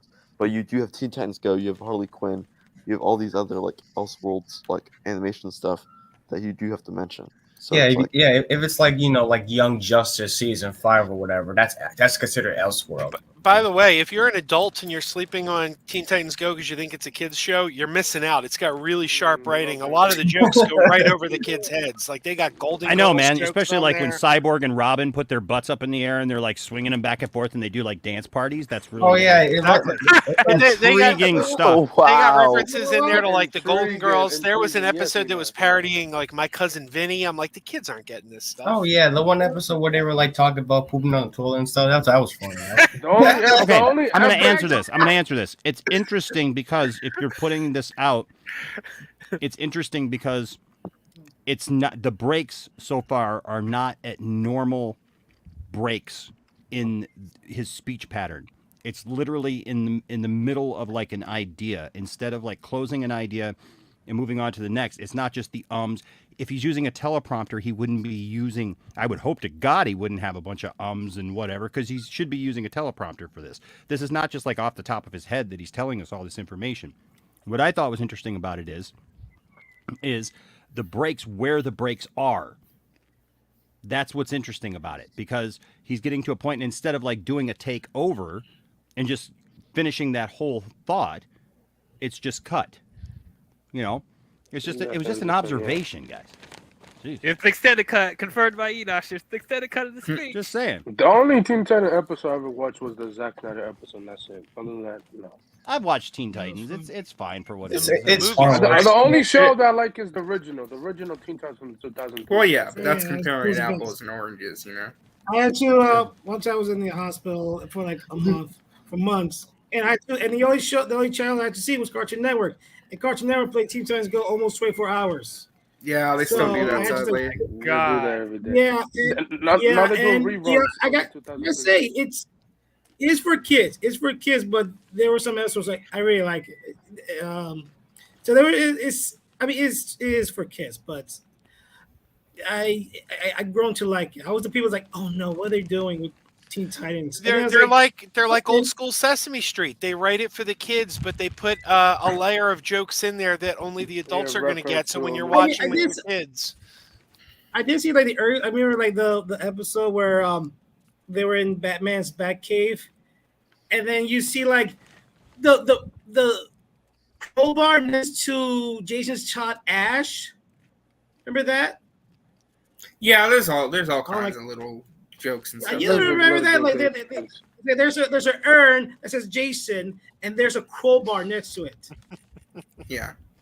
The mainstream DCU continuity. Now, Peter and I have gotten pretty lucky in terms of the 4 projects that are coming out over the next year. First, we have Shazam, Fury of the Gods. Shazam has always been off kind of in his own part of the DCU, so he connects very well. That moves directly into The Flash, a fantastic movie that I really love that resets the entire DC universe. Then to move into Blue Beetle, a fantastic film about a kid who's a marvelous part of the DCU, and then into Aquaman 2, which leads directly into our next few projects, which I'm going to tell you about now. So Peter and I, along with a group of very talented writers, have started to map out an 8 to 10 year plan of what DC Studios will be in film, television, and gaming. This first chapter is called Gods and Monsters. Now, this, what I'm about to tell you, is a part of the first chapter. It's not the entire first chapter. The first project is Creature Commandos. Creature Commandos is an animated series. I've written all the episodes. Something we're going to do that's a little bit different at DC is we're going to have characters move into animation, out of animation, usually having the same actor play their voice as who plays them in live action. Can I just say real quick to you, I'm so happy we're getting Frankenstein. Like, that makes me kind of happy. He looks good. Looks I, really I good. like Frankenstein Yeah. in the comics. He's a cool character. This is Also more Weasel love. You get Weasel More love Weasel. back. Yes. So. Yeah. So. This is so James Gunn. Like, I mean, this of all the 100%. projects. Yeah. 100%. Yeah. Like, this is in his wheelhouse for sure. Wait, I mean, these characters are not very popular, but once the The only one I recognize is Frankenstein. That's it. The other one's just like, ooh. Oh, Weasel. And then, well, the guy, Well, Dr. Phosphorus the guy, is the one with the flaming head. We Oh, know him okay. from the Batman Beyond series. Oh. And then you have Nina Muskuski, who's the fish girl. And then you have Rick Flag Sr., Bride of Frankenstein, Rick Flag. G.I. Robot, Weasel, and Frankenstein. His name is G.I. Robot. Yes. G.I. Robot. G.I. Robot. It's some, Why not? Why not? G.I. Joe, G.I. Robot. I think of when I see that the fish girl, it reminds me of I forgot that one character from Hellboy. What was his name again? Oh, Apes. Well, William, Yeah. I mean, that's kind of how it is with Marvel, right? You said that before in Marvel, where half the stuff you have use for, half of it you don't. So that's a positive in my book. Yeah. We're almost there. It's kind of similar in that regard. William, we think animation is for kids. We get it. You're not going to watch this. We get it. Yeah, you hate animation. We get it. Yeah, we know you hate Hey, animation. but listen, Thank you. for us people who think animation's awesome, I'm happy that they're integrating it and taking care of it. So. Enos, do you like animation? Live action. The next project I do, up because is I'm not as old Waller. as dirt. This is a story of Amanda Waller, played by. Oh, sorry. This is a story of Amanda Waller, played by Viola Davis. Viola Davis is going to team up with members of Team Peacemaker, and this is a story that's been created by Crystal Henry, who did Watchmen, and Jeremy Carver, who created the Doom Patrol. It is a fantastic story that's out of this world, and I can't wait for people to see it. Okay, next up is the big one, the true beginning of the DCU. This is called Superman Legacy. This is being written by me. I'm in the middle of it. I'm having a great time doing it. Hey, and can you Superman will be released into theaters pause it? July. Here's something of note as well. This Superman is supposedly young Superman, right? But yet they use a picture. Well, it's supposed to be young Superman because, certain actors were too old. But they literally use a picture from All-Star Superman where Superman is like at the end and dying. Well, I just see that as just a picture of Superman. I know. I'm just saying it's just funny that that's the picture that they use. Jeez, everybody's trying to analyze everything. I mean, like we're professional analysts. I just think that's yeah. We know it's just a choice. I literally said an artistic choice. You're low key trying to throw shady, Nosh. We see what you're doing. No, I literally say I'll be fine. I'm not even doing nothing, bro.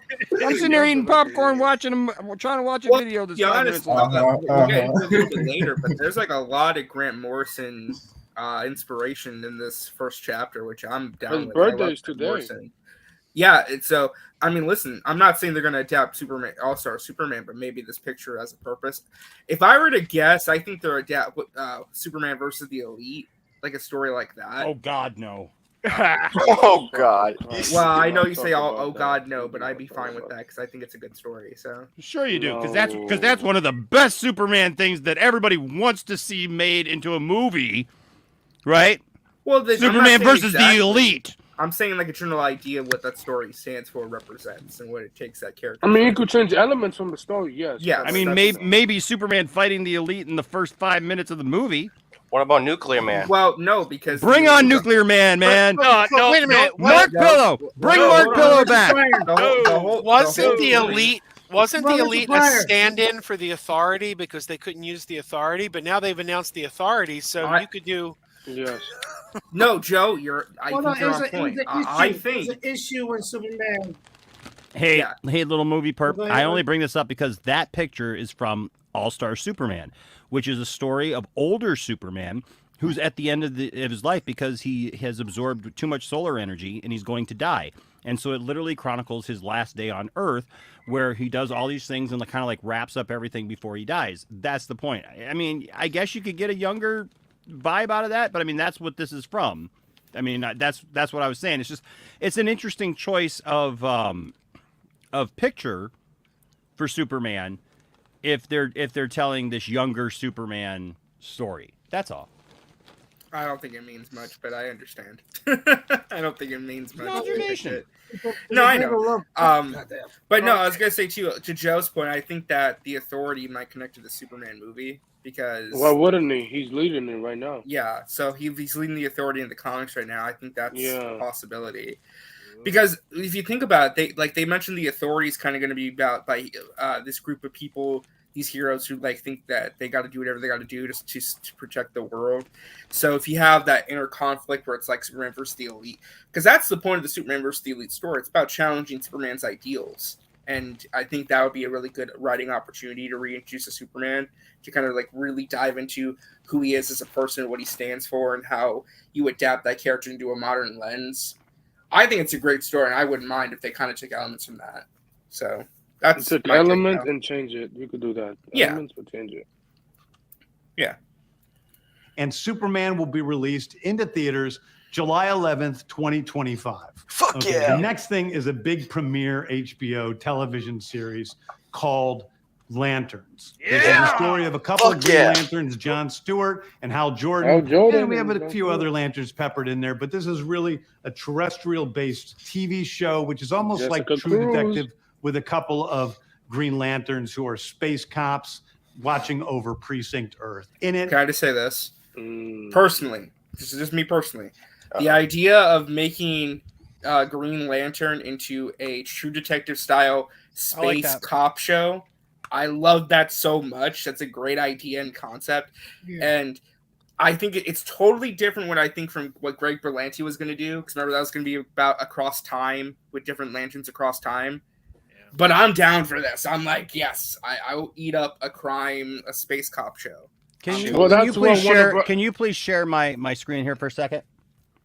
Because Cayman Raymond, too, always likes to bitch at me and give me a hard time about every effing thing possible. Oh, yeah, I know. That's not All-Star Superman, huh? Okay, so that's only the freaking cover of All-Star Superman. Number one. We get it. All right? So there you go, buddy. There you go. There it is. I love you still, but there you go. Tell me again that I don't know something. This guy tries to say, he's always leaving comments, man, of like, Enosh only read The Death of Superman. Enosh doesn't know anything about comics. And then he tries to say that I say that everything has to be from the comics or else it's crap, and I've never said that. All I've said is my appreciation for what's been there. So there you go. Bro, Enosh knows. But I still love you, Cayman. I love you, buddy. You keep me on my toes, and I love you for it. There you go. Mic drop. Yeah. Okay. Anyway, I just hope with this show that they actually give the show money. I hope it doesn't look cheap, since it's going to be a space thing. I mean, it's probably considering it's going to connect to the movies. I don't think they can afford to be cheap. I'm calm. Gosh darn it. No, it's probably going to cost like $100. Actually, I'm really calm. Around there. I love this. I love this. I love that it's Hal Jordan and John Stewart together. To me, the two best. I think that's great, and I'm looking forward to that story, man. Of them actually getting something off the ground with Green Lantern, and not just like, one day it's coming. One day. Someday, my love, there will be Green Lanterns to see. We can actually get Wayne T. Carter in this. Yeah, and I think they mentioned in the press release that this is going to be one of the most important projects in the first chapter because it's going to set up the main threat of the DCU. Like it's going to set up something that's going on that every hero is going to have to worry about. Could it be Sinestro Core Wars? Sinestro and his Yellow Lanterns. I think it's because I think the name Gods and Monsters is probably purposeful, so it might be something like monstrous of some kind. Red Lanterns. I think they well, there's like monsters. Oh, the red Lanterns. They're monsters. Bring in Atrocitus, they're baby. definitely gonna. Atrocitus. Yeah, Atrocitus. I mean, at some point in the show, they got to bring in the other Lantern Corps, like the other like colors of the Well, colors. you did say that we'll wait, other green and other lanterns. Yeah. So. Do you think it's too early to do Blackest Night? Wait, I don't know. Yeah. Do you think? No. Yeah, that's too early. Too early to do Blackest Night, but that's monsters. I mean, it's freaking zombies. Don't throw your big story in the first installment. I mean, That's dude, what we're this just movie makes a mistake introducing. on. Yeah, we're just now introducing these characters. Look, that's actually one of my only concerns about like the Batman Brave and the Bold thing. I'm all for Bat Family. I'm all for Damian. I'm all for that. It's just kind of weird that it's like in the first Batman movie we're gonna have the entire Bat family. So yeah, let's do it. I'm good with it. I'm good with it. What I'm just wondering. You know what I'm wondering? I'm wondering if what we're getting here going forward is actually going to be linear. I don't think it is. I'm wondering because you notice he said something.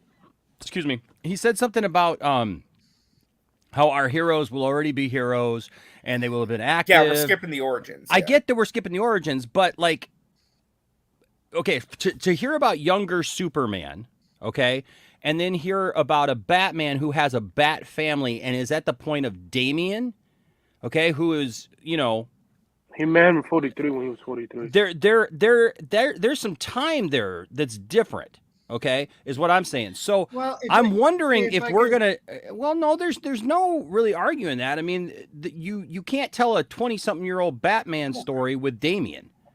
Yeah, that's impossible. Here's the thing: movies aren't going to be in chronological order. Yeah. So what I'm wondering is if these movies are going to kind of jump around, kind of filling in backspaces and time periods, leading up to leading up to that story. Degrassi, where have they said that? Because I haven't actually seen it said. Well, and nobody here on the panel who's watching. No, I think they've has mentioned, actually mentioned that. I have to go back and look. I think it was in one of the interviews they gave today, where it's going to be like past, present, future. I mean, if it's there, then hey, I'm glad because I was just thinking that looking at some of these projects and how they're being presented, it seems like they may be out of sync. You know what I mean? That it's like, here's a story, and by the time you get to the end of chapter 1, it will come together. Yeah, I kind of see that as like kind of like trying to establish this universe, like what's happening in the past, what's happening in the present now. And I think James Gunn, I could be wrong. He said that this DCU is not inspired by Marvel but Star Wars, where he kind of just jumps in from past to present and future and all that stuff. That's just kind of how I see it. I can pull up the press release in a second because it does kind of fill in a little bit more detail. Sorry, go ahead, Anthony. I hope if they do the Red Lanterns, please bring Razor. He was great. I love him as a character in the Green Lantern series. Razor, yeah, he was great in a Green Lantern series from Cartoon Network. A terrifying mystery that ties into our larger story of the DCU. Next is a big movie called The Authority. The Authority is a passion project of mine. It's based on the marvelous Wildstorm characters we are now bringing into the DCU and will interact with all of our primary DCU characters. The Authority are a group of superheroes who think the world is broken and they want to fix it by any means necessary. Hey, Max, there's some women in there. Look at superheroes.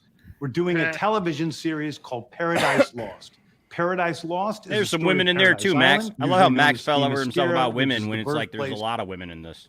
Wham on! Well, remember, he also mentioned this isn't even all of it. This is the first little chunk of chapter 1 too. Well, exactly. So, I was listening to Max though earlier, and I was kind of laughing I didn't because, hear that part. Yeah, Max was kind of saying like, it's kind of weird that like your first like wave, like there's no like female character stuff. There's like. Dude, I was on another stream where someone's complaining there's not enough black people Supergirl? in the DC universe. John Stewart has to share the screen time with Hal Jordan, blah blah blah. I'm like, really, dude? Really, man? We're doing this? I swear to God, man. We all love John Stewart, but at the end of the day, Hal Jordan is the more popular character. Well, Unfortunately, yeah. Like when people think of Green Lantern, the first thing they think of is Hal Jordan. DL, stop being racist. Oh, Yeah, come on, okay. man. Reverse Come on. racism. Come on, man. No, I better. love no RJ. That's the kind of stuff that's coming out. Literally, I feel I had to look at comments this week calling me and William racist. Oh, I saw that. That was so weird. I mean, it's just weird stuff, man. Like, well, that whole thing was weird because someone made like a video too, and that's just like three videos, and it was like, yeah, but 2 videos of that supposedly calling me and William, who's black, racist. About black people. Not that it's like reverse racism that like he's mad at white people or whatever, but that like somehow like saying that William was okay with the Confederate flag, or that I was okay with the Confederate flag just because we liked Dukes of Hazzard when we were a kid. I'm sorry, the world did not come into existence in 2020. For all of you who are 23 and under, you know what I mean? Like, come on, man. Yeah. Times were different. Things were different. You know what? And that's just the way it is, But everybody's not a racist or a horrible person because they disagree with you or they have a different take on something, for God's sake. That's one of the things that's wrong with the world and wrong with why we can't enjoy nice things anymore because, you had people wanting to go after Zachary Levi. Look, I disagree with Zachary Levi, but I actually like what James Gunn said about Zachary today. About how, like, look, I'm not going to change all of our plans for DC just because I disagree with an actor's political, takes. Well, yeah, it would be asinine to do so because you'd be changing everything constantly. Right. Also, it was taken out of context. His tweet. He was talking about the big pharma, not. Yeah, but a lot of vaccine. people were interpreting that to be that he was against.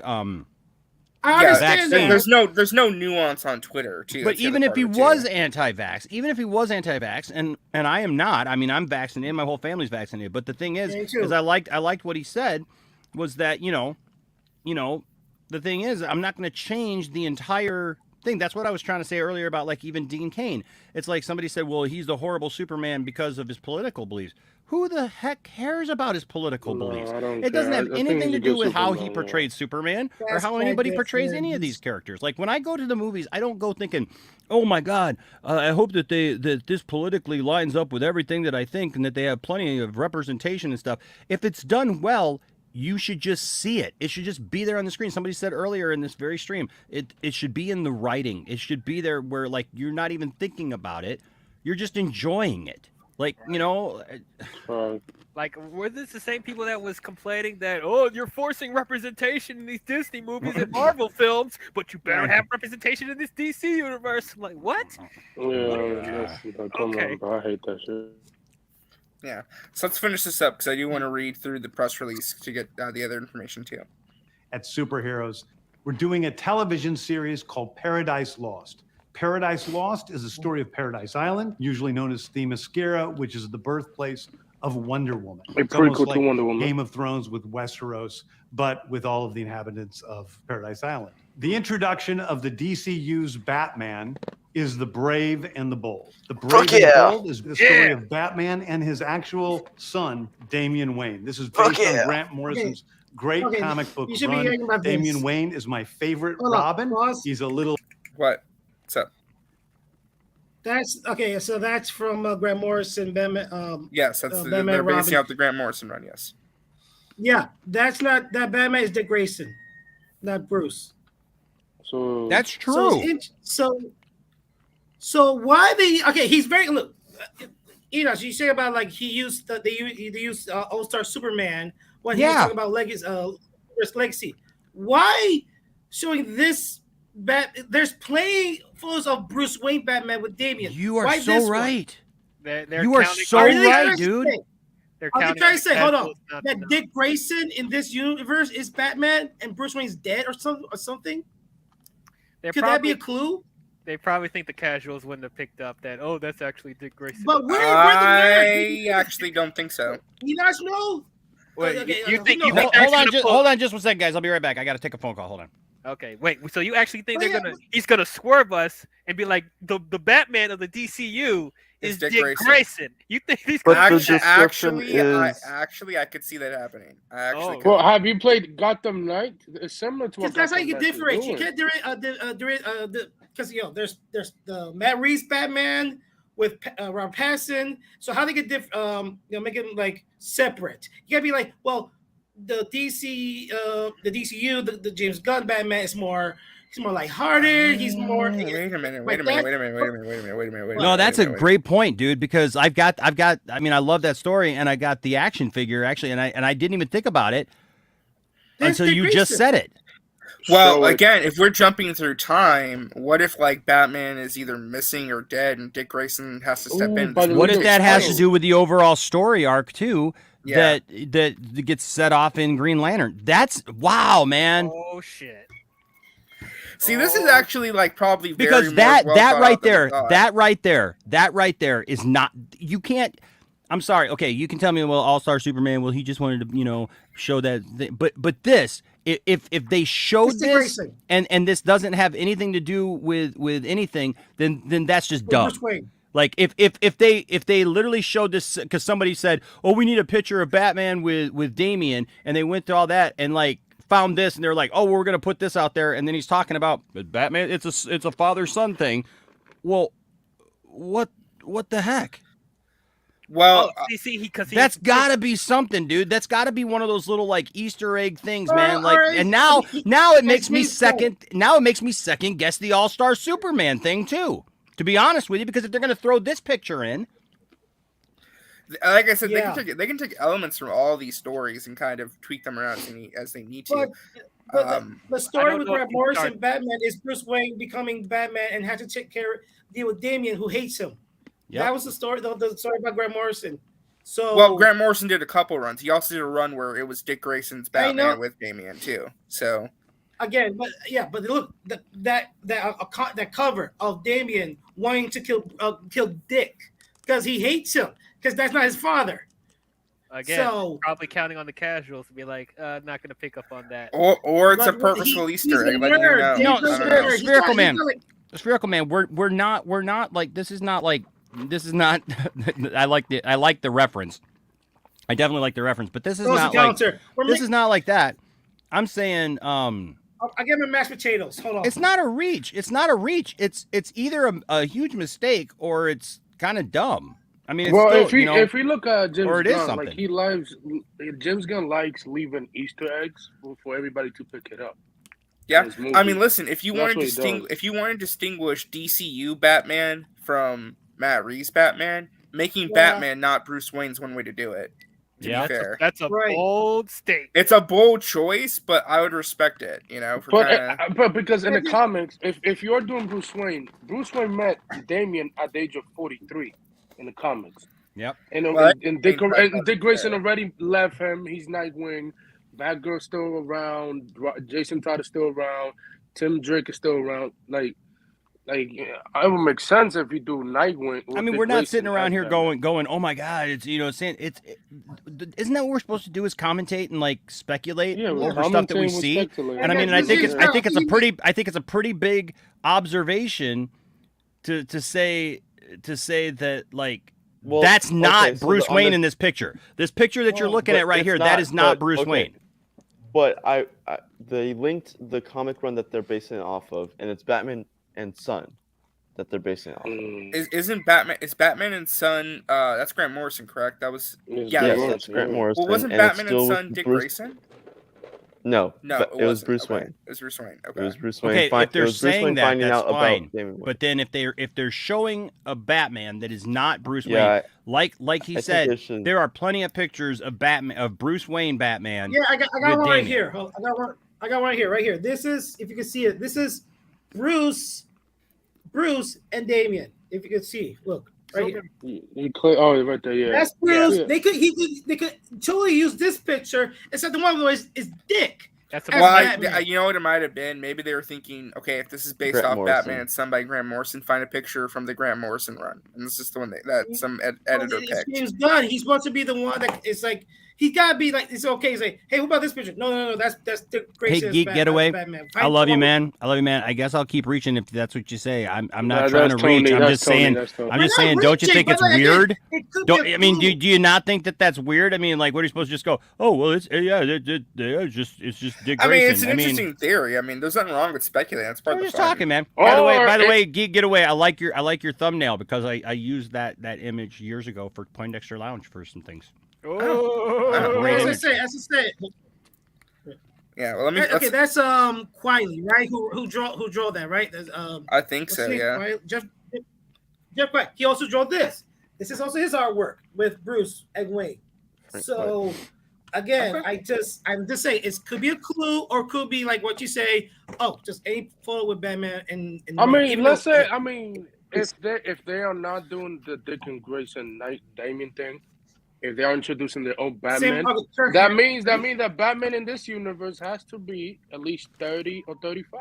Or so. I just think it's something to look out for. If I mean, if they're showing a picture of Dick Grayson instead of Bruce Wayne, it's just something to look out for. Just something to speculate on. Maybe they won't start. Maybe they won't start with Dick Grayson as Batman. Maybe they'll still have a Bruce Wayne at first, but maybe later down the line they'll actually have the balls to kill Batman, and then Dick Grayson comes in. Oh dear Lord, Batman! Wait, what if Talia kidnapped Bruce Wayne? Oh yeah, that is could be one of the things. Oh, Ra's al Ghul, because he loves Bruce Wayne so much. Or that could be interesting. I have an even crazier theory. Go ahead. What if it is Dick Grayson Batman and Damian Wayne, but the Bruce Wayne is Michael Keaton? No. It's not the same Michael Keaton from the '89 movie. It'd be like a variant, but he's an older Bruce Wayne. No. Is he gonna be DA? You should look for the quote, RJ. I think there's a quote from Gunn saying that the new Batman isn't going to be Affleck or Pattinson. Yes, but he did not mention. Well, because Peter Safran and James Gunn said when it comes to Michael Keaton, they're keeping their options open if they want to move forward with stuff. They keep their option open. So this is let's say Batman. It's not Pattinson, it's not Affleck. We're working with Robert on Batman Part 2 with Reeves. We're working with Ben Affleck, who has been part of our team, trying to bring together, and he really wants to direct one of our projects. We're excited for him to do that. This is a story about Damian Wayne, who's Batman's actual son that he didn't know existed for the first 8 to 10 years of his life. He was raised as a little murderer and assassin. He's my favorite Robin. It's based on Grant Morrison's comic run Batman and Son, which is my favorite Batman runs. We're putting it all together right now. This is going to feature the other members of the extended Batman family, just because we feel like they've been left out of the Batman I was going to continue. Yeah, because you mentioned this in the video too. So let's finish this video. Of Batman and his actual son, Damian Wayne. This is based on Grant Morrison's great comic book run. Damian Wayne is my favorite Robin. He's a little assassin who Batman tries to get in line. And so this is the story of the two of them. He's a little bitch. And the beginning of sort of the Bat family in the DC. Next up is a TV series called Booster Gold. Booster Gold is one of comics' really popular cult heroes. He is a fascinating guy. He's a loser from the future who uses future technology to come back to present day and become a superhero so that people will love him. It is basically the superhero story of Imposters on an HBO Max series. One of my favorite comic book series from last year was Tom King's run on Supergirl, Woman of Tomorrow. And so we're going to turn that into a big science fiction epic film. Now, let's go. Man is a guy who was sent to Earth and raised by loving parents. Whereas Supergirl in this story, she is a character who was raised on a chunk of Krypton. She watched everybody around her perish in some terrible way. So she's a much more jaded character. And that brings me to Swamp Thing, the last thing we're going to talk about, a very dark horror story in the origins of the monster who is Swamp Thing. And although it's totally outside because of the 10 rest episodes of the DCU, origin wasn't it will enough. Still feed into Yeah, that's what I'm saying. We already know the origins. Well, of him like in like the like TV of all show. the things that we need an origin for, that is the least thing we need an origin for. To be right fair, now. how many people actually watched the Swamp Thing show? It did get canceled. Yeah, No not a lot- disrespect. not a lot I'm of not people. saying, but Not a lot of people. yeah. They're good on the DC universe. Plus, side. horror Look is at all it. the rage right now. So a DC horror movie where it's like serves as like the origin of Swamp Thing, that could be really cool. I just want to see Swamp Thing doing Swamp Thing stuff instead of once again seeing how did he become Swamp Thing. I mean, think about it this way: if you walk down the street and you ask random people, "Do you know who Swamp Thing is?" How many they will yeses say would yes. you know? How many yeses would you get? You know what? I think you might be Get into surprised. something. I think you might be surprised how many people actually know. Who Remember the Swamp movie Thing from is. the 80s? The Swamp Thing movie from the 80s? They will know about that. There's a lot I of people remember actually. I think. cartoon. I Oh, the remember Wes Craven Swamp Swamp Thing movie, Thing. And also, if they are doing Swamp Thing, this leads to Justice League Dark.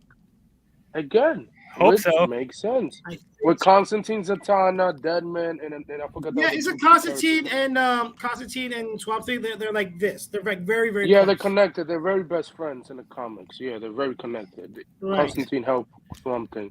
So I would not be Yeah, surprised. even if we see Constantine- an Easter egg. Yeah, an Easter egg of Swamp Thing. Like even in the Harley Quinn cartoon, they had to they were looking for Swamp Thing, so they went to look for Constantine, which Mhm. is voiced by the same guy who plays him. Matt Ryan. plays Matt Ryan.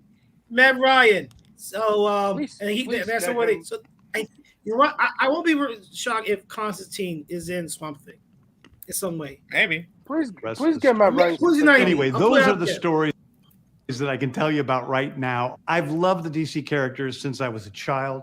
They're incredibly important to me. I knew that this was a once in a lifetime opportunity to do something very different.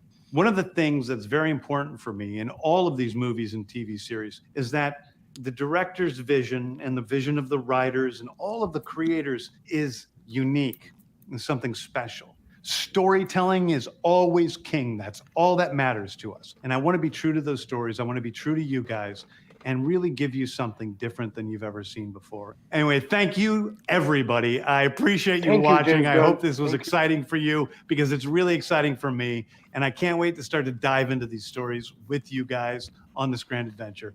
Thank you so much. Oh my God, this guy, yo, James Gunn is much better than Walter Amada and Toby Edmond combined. Well, we never got anything like this with Hamada or anybody else. which- Yeah, because he was like, just yeah, gives here's it the to Hollywood here you for- go. This is the show.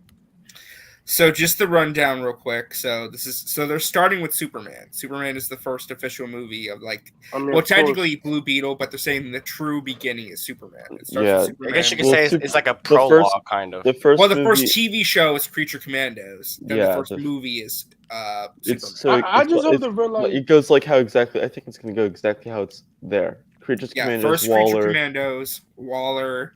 then Superman, Your mom. and then probably some Your other show auntie. between, and then Lanterns, then Authority, then Paradise Lost, then Batman, The Brave and the Bold, Booster Gold. Bolster Gold. Supergirl Woman of Tomorrow is interesting. They will not confirm if it's Sasha Kaye or not. Yeah. They won't say. Here's a question. Because I haven't really read a lot of. I've read the stuff with Ted Cord and Booster Gold, but does Booster Gold interact with the other Blue Beetle? Yes. Yes, he's Yes, a he big does. he's Yeah. a big character with the other characters too. He does Yeah. a lot with like Okay, 'cause Justice I haven't League. read it. I haven't read any of that. Because like He's- again, he if I can like recommend- as James Gunn mentioned, he's a superhero with imposter syndrome who Well, comes from the future. I know who Booster Gold is. I know, but I'm- it's just I'm- like that. He's like a huge fan of these heroes, so of course he's gonna. No, I know. he I'm interacts with asking. a lot if- of them. that's not what I'm asking. I'm asking because somebody said Degrassi said that he has to have good chemistry with what's his Oh, name? He's playing Blue Zola. Beetle, and the Yeah. I would get the guy from I don't. Cobra Kai. I didn't know if Booster Gold interacts the same way with this Blue Beetle because that he did with Well, Ted he's Cord back with- in the day. With Jaime, he's like more of like, you like that type of uncle who like kind of like tells you the truth, but also sprinkles like the little lies crazy about uncle. your father. Like it's like that type of. Yeah. He's like that type of guy. He's for Jaime. the funny uncle that you like. Yeah. Yeah.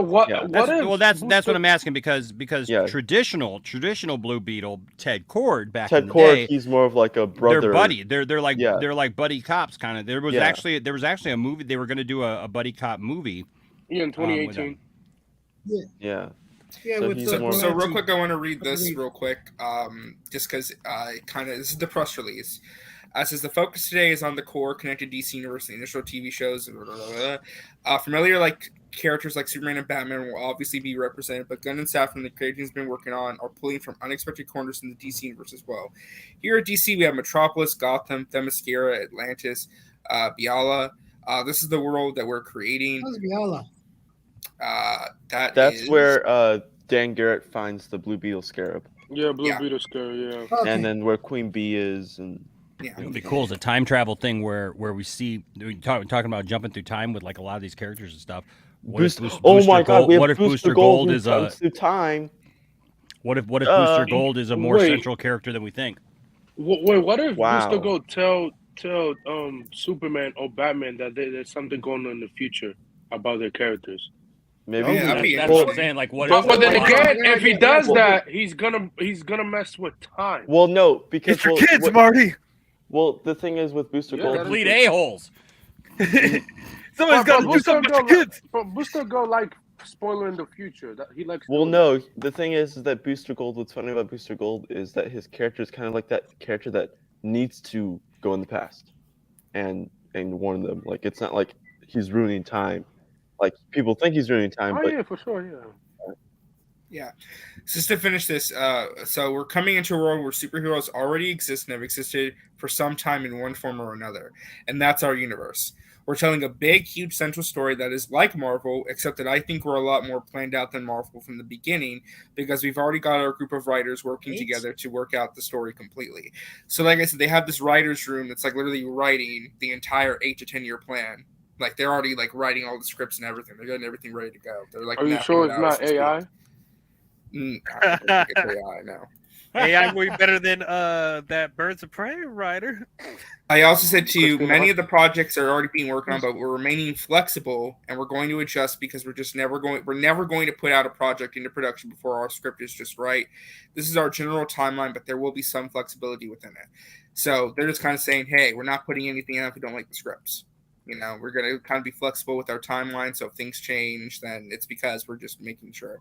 So Creature Commandos, animated series on HBO Max, Waller, HBO Max live action, Superman Legacy live action movie.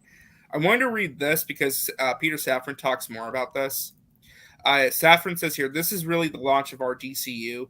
The first two projects, which is Creature Commandos and Amanda Waller, are an amuse-bouche for what's coming up in Superman Legacy. James Gunn is currently writing it. We're hoping that he will direct it as well. This will not be an origin story. It focuses on Superman balancing his Kryptonian heritage with his human upbringing. Superman represents truth, justice, and the American way. He is a kindness in a world that thinks of kindness as old-fashioned. And then James Gunn says, with our stories, we want to take it away from just being good guy versus bad guy. There are really good, almost saintly people, and Superman is among them.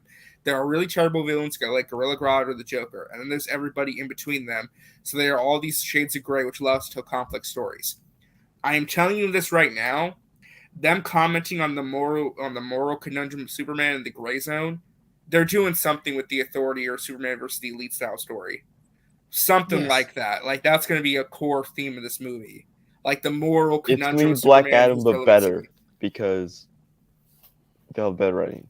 Who's Black Adam? That doesn't exist. And it won't have Dwayne Johnson in it.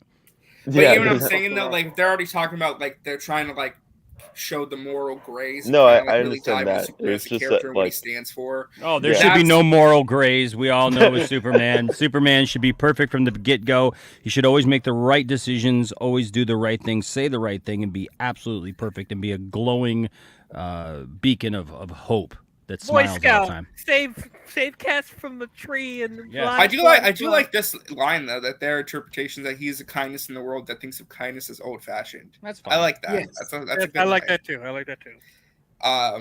Then you have Lanterns, which True Detective, and he says, like mentioned earlier, this leads into our overall story. So it's a mystery, like True Detective, that's going to lead into the overall story we're telling across the different movies and shows. We find this ancient horror on Earth. So they're investigating and they discover an ancient horror on Earth. So I wonder how the That's Guardians are going to look like what in if the TV what show. if whatever they like find is like kind of like what like Swamp Thing has to deal with as well? Maybe. I mean, they're all going to connect in some way. Yeah. And then we have the Authority. Again, I'm thinking. They find something Blue Beetle left behind. Maybe. I The mean, not Blue Authority, Beetle, this is the one I don't know what to make of. I know pretty much nothing about the Authority. This is like the one really like to me like more so than the other ones. This one feels like the wild card because this is a movie. I didn't have time to read the comic books of them. I've never read anything Authority, Well, so I know nothing about them. Okay, if it's from what I was listening to Campea with Robert and Burnett, and there's two members who are like the Superman and Batman of the group. They're actually a couple. Oh, you know what? Yeah. Okay, now that you mention it, I think it's like what Midnight and someone else who are like yeah, and they're or something. they're a couple. The guy who's flying.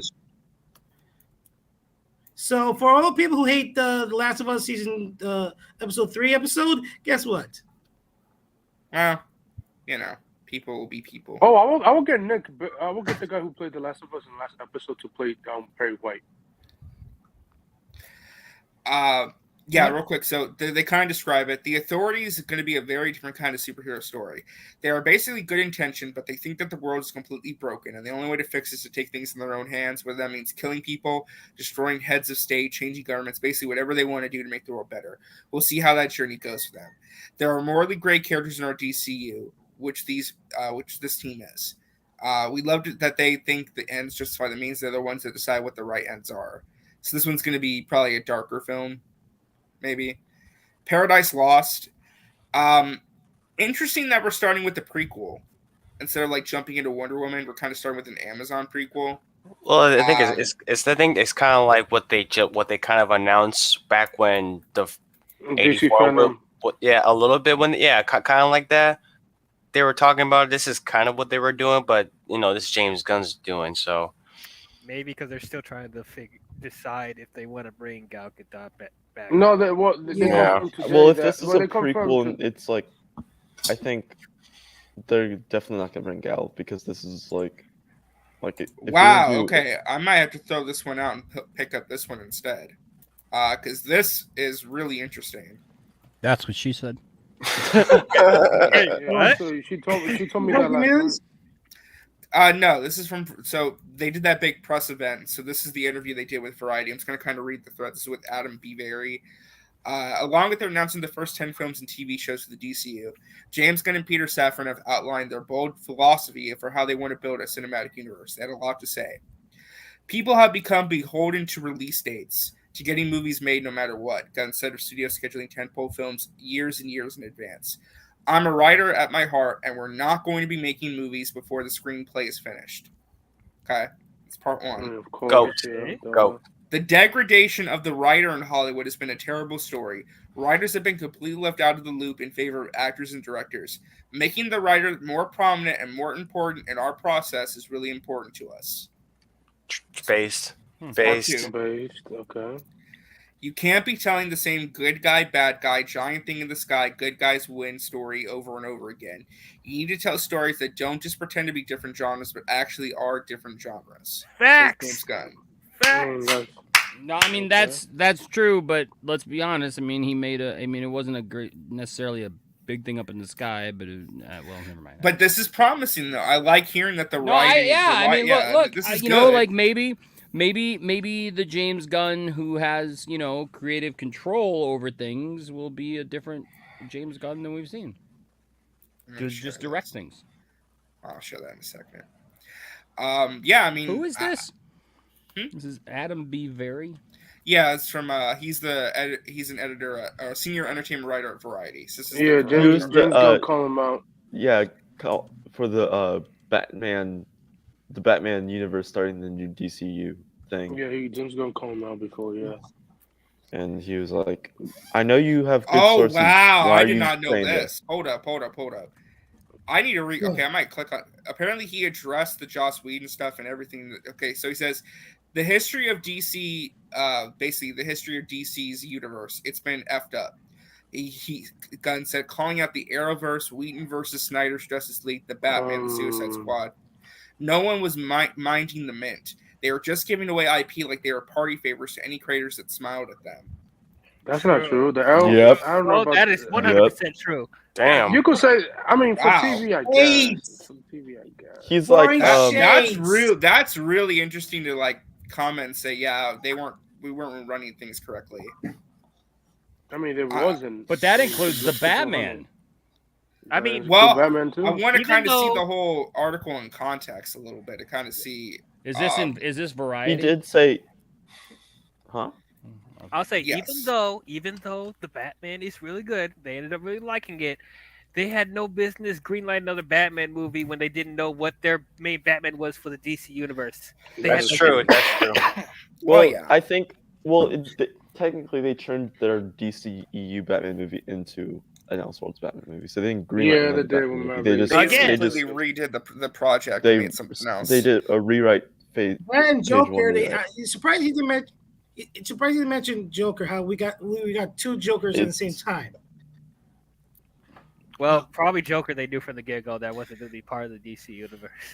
You know, Joker didn't So get this is the article from Variety. It says James Gunn and Peter Safran vowed to put screenwriting first to fix the once effed up DC studios. Like a spaceship from the planet Krypton crashing into Earth, the sweeping new visitors land DC studios, blah, blah, blah, time of the press event, and some history. You don't really got to read all of that part. First and foremost, Gunn and Safran were adamant that they would not greenlight a movie until it was ready. I just read that quote earlier. They're not going to be beholden to putting a movie out when it's not ready. Gunn said that even films with front-loaded release dates will be pushed down the calendar if the script is not ready prior to production. I've seen it happen again and again. It's just a mess, he said. It's the primary reason for the deterioration in quality of films today versus 20 to 30 years ago. So that's interesting. To that end, of the 10 TCU titles Gunn and Safran presented on Monday, only one has a release date, Superman Legacy, which Gunn is writing. It's set to open on July 11, 2025. Otherwise, the feature films, including a new Supergirl movie and a Batman and Robin movie and TV series HBO Max, are undated and remain so, Gunn says, until their scripts are solid. The degradation of the writer in Hollywood has been a terrible story, Gunn said. It's gotten so much worse since I first moved here 23 years ago. Writers have been completely left out of the loop in favor of actors and directors, and making the writer more prominent and more important in this process is really important to us.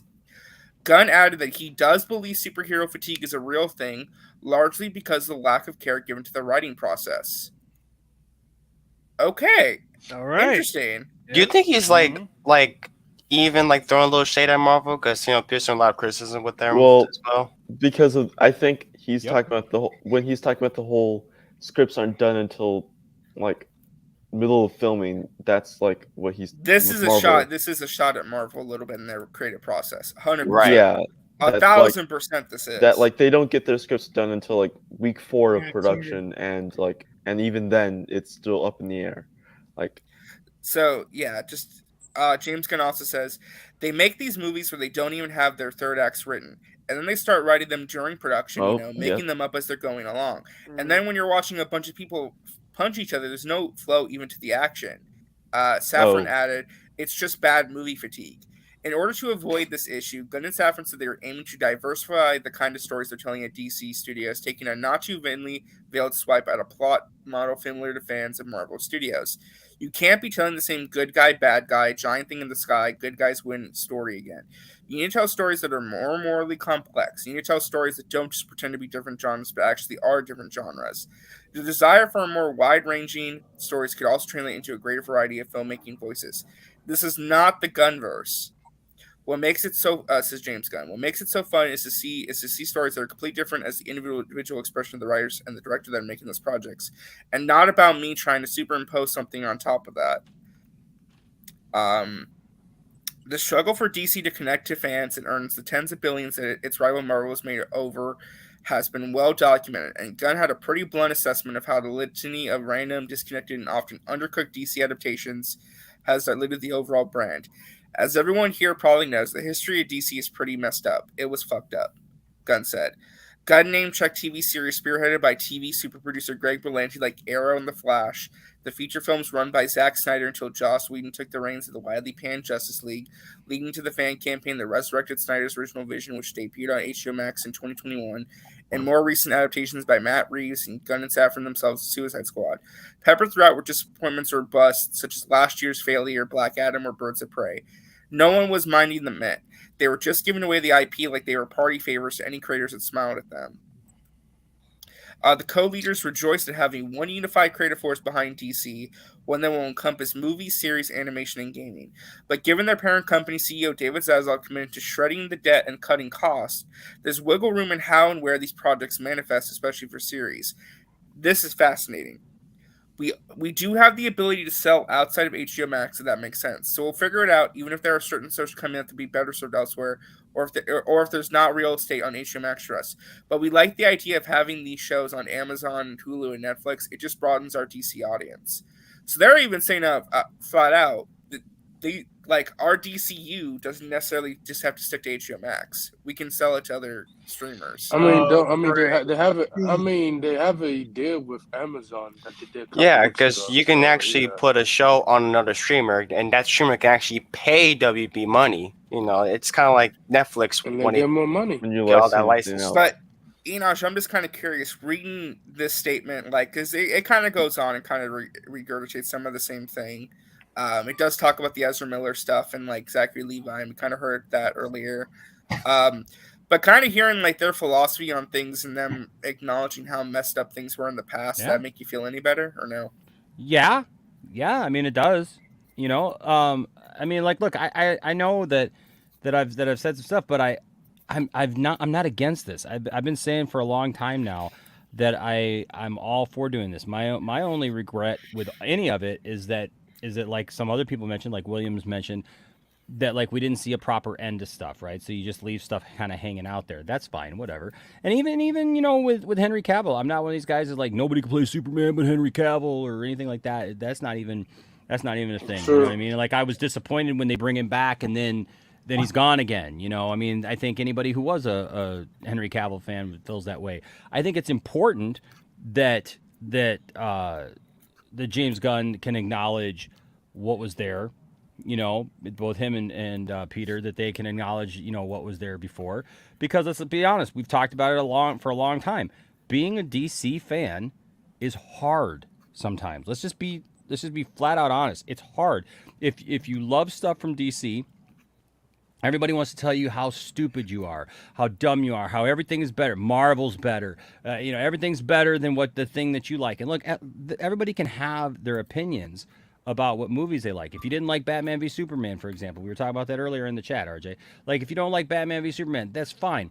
I don't understand this whole notion, though, if we got to rain on everybody's parade of well, if you like that, all of a sudden, we got to make that our focus and make it that you suck or the thing that you like sucks or that somehow you don't have taste or you don't understand how things work because you like something. That's my pet peeve when it comes to that whole thing. If you like something that most people don't like, you need help or anything like that. Right. And that's kind of what I'll be honest with you. I'm just burnt out on. I'm burnt out on a bunch of that nonsense. So I'm glad that he's acknowledging it. I also think at the same time, I've seen some people just going, yeah, this is going to be awesome. And I'm all in and everything. And I think that that's a little naive too, because I think that after watching this today, seeing what's all out there, I kind of joked in our private group that I just said, it's kind of meh for me. It's there, but I don't see anything. I'm not disappointed by anything. I think it's really cool, the stuff that they're proposing, doing, that we're going to see and planning to do, and I hope that it turns out really, really great. But at the same time, there's nothing really there that I'm just ooh, I think maybe the closest probably is the Hal Jordan, Jon Stewart stuff. Yeah, that sounds fantastic. Yeah, that sounds great, and I really like the idea of the Bat family. I'm just kind of curious how that fits into a world that we're doing a younger Superman than what Henry Cavill would be, given where it should be. You know what I mean? But again, when I say that, I'm not saying that sarcastically because I'm trying to defend Cavill or I'm upset because Cavill's gone. I'm just asking that question because I think that that's a legitimate question if you're talking about those roles and where those, you know, characters are at in age-wise in the comics. But like I said, I feel like all we got now is more. Well, we got to wait and see. But now we just have. We got a date. We have titles. We know we have to titles. wait till probably starting Yeah. 2024, 2025. Yeah, to we see have this titles executed. now. So We have titles now to the things that we know are going to be coming, and I'm all for that. And I have no problem with this rebooting, and I hope that they do take it seriously because let's be honest, if they screw this up, there's very little chance that in my lifetime that there'll be like really good DC stuff again if they, you know, they literally cannot afford to mess this up. no, they can't mess this up. If they mess this up, it's gonna totally drive it right into the ground. Yeah, you know. But also I also hope though that they don't.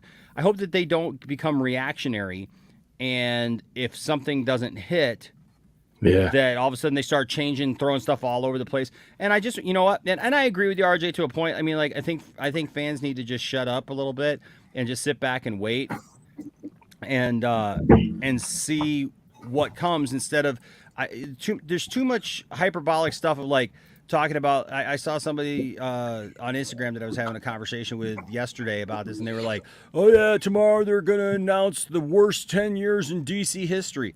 Based on what? You can't say that it's the worst. You can't say that it's the best. You can't say that it's anything because we don't know until we start seeing it rolled out. It could be the worst. We could be sitting here in 2025, 26, 27 talking about how, oh my God, James Gunn was the worst thing possible for this. This is awful. The writer's room sucked and they don't get the characters, whatever. Yep. Or we could be sitting here going, man, this is awesome. I think anybody drawing a line in the sand and saying that this is just it's going to suck or it's going to be great either way and trying to defend that and trying to fight over that or push that narrative, I don't think that we're there yet. It's like I said, we have titles. We have titles. It shows promise. It just comes down to execution because you could have great sounding ideas, but it could still be crap. Exactly. Yeah. The most important thing is they can't be pussies this time around. That's what killed the last review. They were reactionary pussies. And really, that sounds like a name for a band.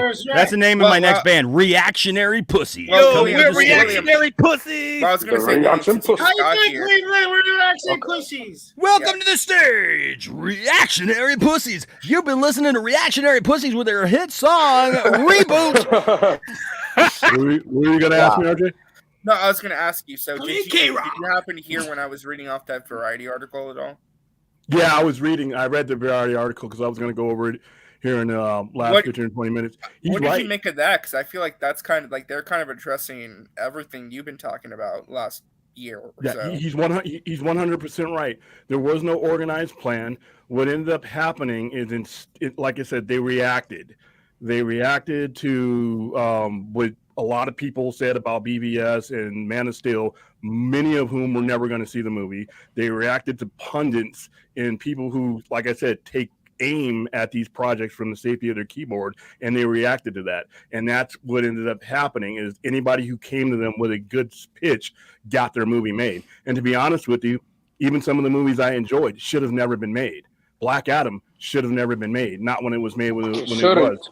The Suicide Squad, his Suicide Squad, which I did enjoy, should not have been made. You had a bunch of disjointed projects that didn't have any flow and didn't have any connectivity and didn't make any sense. And then when people say, well, we have to reboot because nobody supported this. No, when you feed people a diet of Superman and Batman from 2013 to 2016, and then you feed them a diet of Polka Dot Man and Weasel, the general audience doesn't connect with those characters no matter how well they're presented. So he's 100% right there.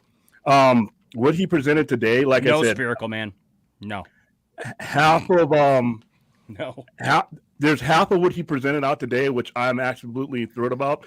And then there's the other half of that I have no use for. But you know what? It's there. I'm going to give it a shot. Nothing he released today that I'm not on board with is going to kill anything for me. What excited you the most? Huh? What excited you the most? Be honest with you, the Amazon series. They're actually Green Lantern. Green Lantern, I said coming in today, if they released a plan for Green Lantern, it really wasn't going to matter if I was disappointed about some other stuff, because Green Lantern, I think, is the key on several different platforms. The Amazon series on HBO Max was something I think that's brilliant. We were talking about that a couple of years ago. The type of brutality that you would need to tell a Amazon story. Too. Yeah, and then you use exactly. I remember talking to you about this a while back. That wow, what if they did full on all 3Ds with Wonder Woman? I mean, beheadings, everything, and here they are, and then they reference Game of Thrones. There is some stuff, like I said, I have no use for. In my 40 years of collecting comics, I've never had a use for Booster Gold, but congratulations to those of you who now have them. Really? The Bat Family thing. Hater.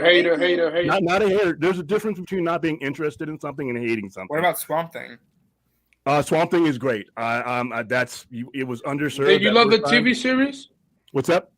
You love the TV show that came out a couple years ago? Yeah, and I actually watched it all, even though they canceled it after the first episode, killing the momentum. Because of tax issues. Yeah, taxation. You're a billion-dollar company, figure it out. But the Bat Family thing, I'm not on board with. But like I said, I'm not. You're not on board with it? Okay, here's the thing about Bat Family. Once again, no. All right, so first of all, the only stories I like that involve the Bat Family are the ones where they get killed or maimed. You know why? Because it exposes the stupidity of having a Bat Family. You do all this stuff to maintain your identity for the safety of the people around you, and then you basically create a bunch of liabilities and get people killed and put them in danger, including a minor. But that's fine. But were you one of the people? Hold on. Were you one of the people that called the hotline to get yes, to kill Jason Todd. Yeah, because Robin is a fucking stupid concept. That's why. You call that number. Damn. Yes, I did. You're the reason we got Red Hood. So thank you for that. That's fine. But see, like I said, and here's the thing about the Bat Family in general. In comics, it's cool. I mean, you have a different flow and different way and different. Yeah, but like, can I say something? Like when there's like an army of them, but when you put it into a movie, it just takes the focus off of Batman, the singular focus off of Batman. The Three Jokers had the Bat Family in it, but you see how that story was paced. I don't know if it works for a feature film. I'll have to wait and see. But that's something that I heard about that, and I'm like, okay, great. I like Damian Wayne as a character. I just don't know how it's going to translate into a. He's a bitch. Film. Yeah, he's a fucker. He's great though. He's a killer. I mean, he doesn't mess around. But at series with the Bat Family, maybe. But a feature film that didn't strike me. There was some other stuff in there. The Creature Commando. Yeah. I mean, like I said, congratulations for people who are excited about that. I have no use for that. But there was enough stuff in there that got me going. And then the fact that the Elseworlds, the fact that they're establishing an Elseworld brand, even if they do not resolve things right now, the Elseworlds door leaves a opening to have some of these things resolved. So, like I said, I would say it's a good day. A lot, go ahead. Oh, well, I think to your point. I think I would say my least interest, the one project I'm least interested is the Authorities. I mean, like I don't know that one. I couldn't believe that the Authority comic is stupid. At least it's animated. So, no, it's not. Yeah, it's like live I action. said, holy shit! No, the Commanders is the one. No, like the. I'm surprised at the amount of characters that I'm I don't know who they are. I mean, Booster Gold, I am intrigued, but the Supergirl one, I'm intrigued. Superman, Tom King is great. Yep, yeah. Supergirl, I'm intrigued. Yeah. There's some stuff that I'm interested in watching. But the Authority, I'm not too interested because I mean, I will go see it.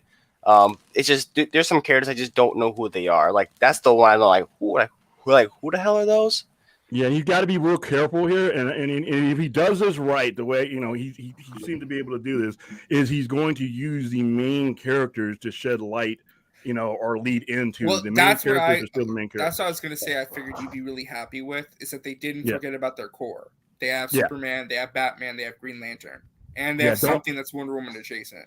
Yeah, don't put C-listers out there and then blame the fans for not showing up to see William, do you think Jason and Gal Gadot is done? No. In your opinion?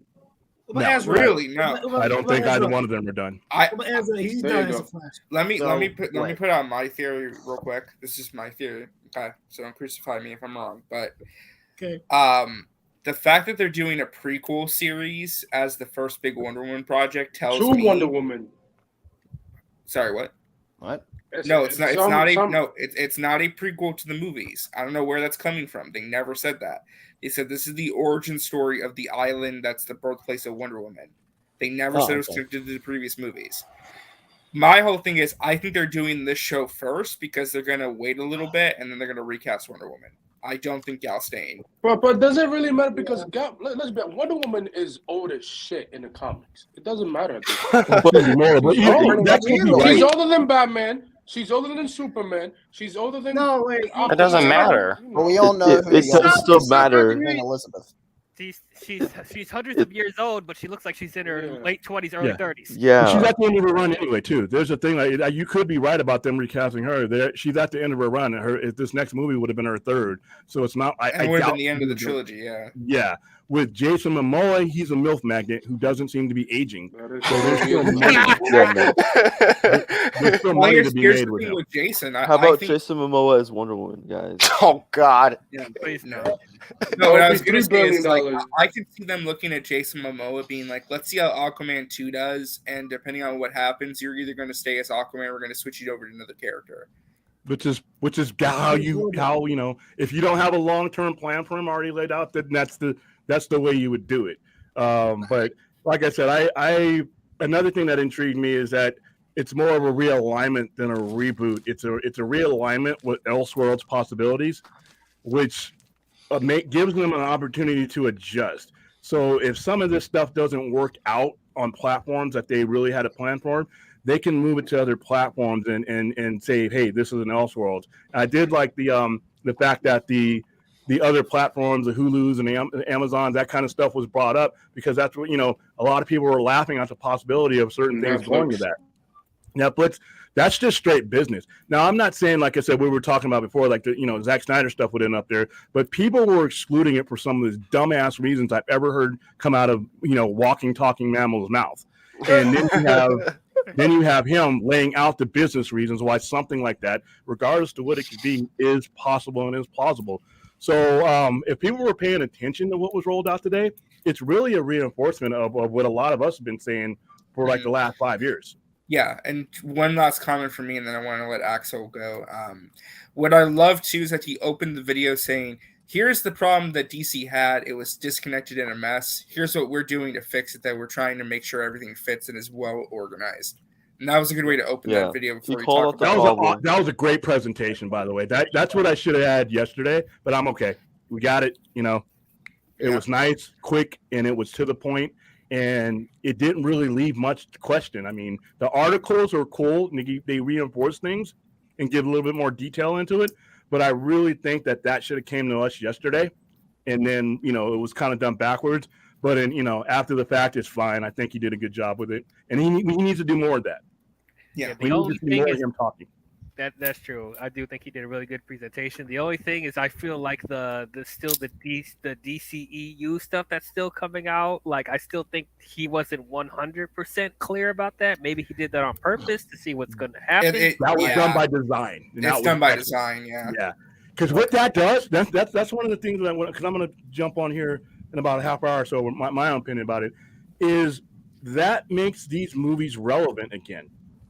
If there was something, I forgot what one of the articles said, that there was no reason why the actors that are currently playing those roles can't continue in these roles if they choose to decide that. So that kind of makes these not throwaway movies, even though a lot of people didn't think they were. A lot of people, like I said, I'm having problems lining people up for Shazam tickets because they consider it to be a dead end. So give us to everybody. I wish you could be here in Vegas. But what this does, though, is it basically makes those movies as a relevant pathway into what's coming. And if they've reshot and added stuff to that to make that end, that's actually better. So that's because, like I said, otherwise you got 4 movies that a lot of people are just going to mail in or wait till they come on HBO Max. Yeah.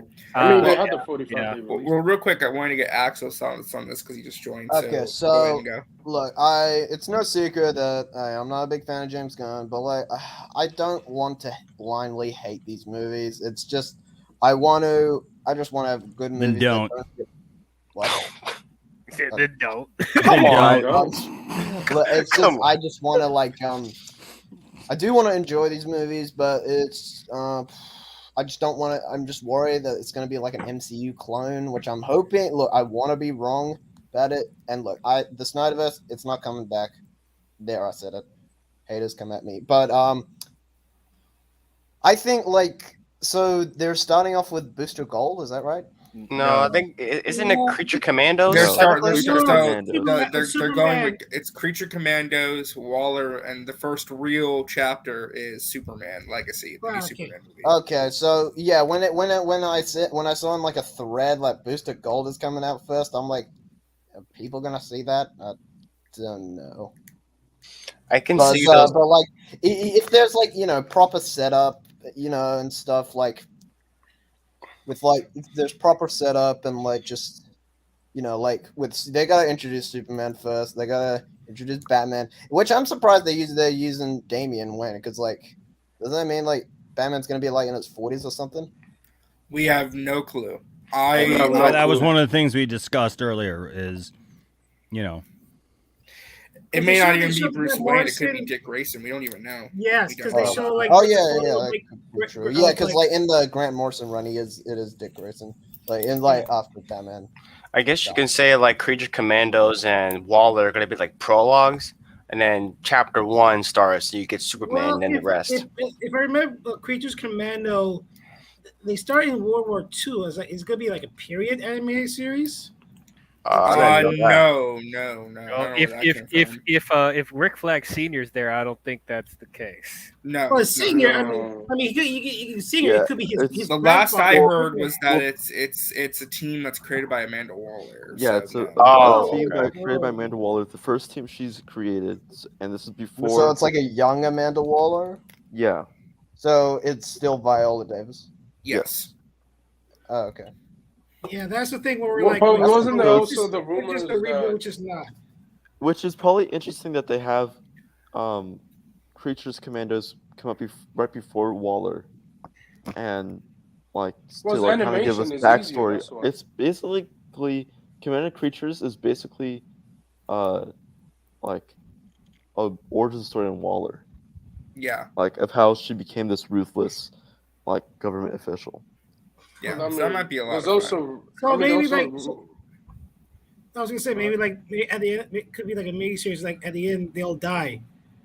So no, because it said characters in Well, that show are going to be yeah, in the live that- action. Yeah, Rick Flag Sr. is going to show up.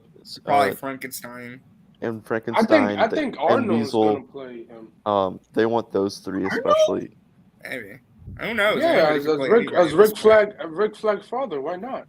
He could play him. No, I should be Mr. Freeze again. Who? Get to the Yahoo. No, I we think don't he- need Arnold as No. Mr. Freeze again. No. What they're gonna do is he's gonna get someone he usually collaborates with to play Senior. Yeah. Well, like Michael Rooker. I hate to cut this off, but I do got to get running because I got to go start making dinner. But Yeah, unless I gotta get going, unless too. Caden, you want to take over? I don't know. Yeah, I got a bolt because I'm gonna do mine. And I gotta get going too. Just remember, folks, don't forget the big show coming up. That's right. Lots of bands coming up. Meat Body Joyride, 50 Years of Hand, LSD Guacamole, Ass Holes. Wait, Nonchalant Bitch, Uncomfortable Wetness, 40 Pounds of Tit, and of course our headliner, Reactionary Pussies. Yeah. As long as it has reverse cowgirl. All at the Super Center this Sunday. Be there, be square, pussies. That's right. Join us all for pussy streaming tonight at the Live. I gotta go. Are you actually? I am streaming tonight. 11:30 Eastern time. So Yo, Enosh, send me a link. Did anybody else hear that weird thing that his voice just did? It was like, send me a long. He's still going through puberty, right? I am not. Oh God. Well, he's thinking of those reactionary pussies. All right, guys, we got to see you later. I'm going. All right, love y'all. All right, thank y'all so much for hanging out with us, both on Max's channel and on mine. Much love. I don't do as much content anymore, but if you want to hit me up with a sub, I'd greatly appreciate that. My username is You're not retired, dude. Hit that like button. Anyway, bye. Bye.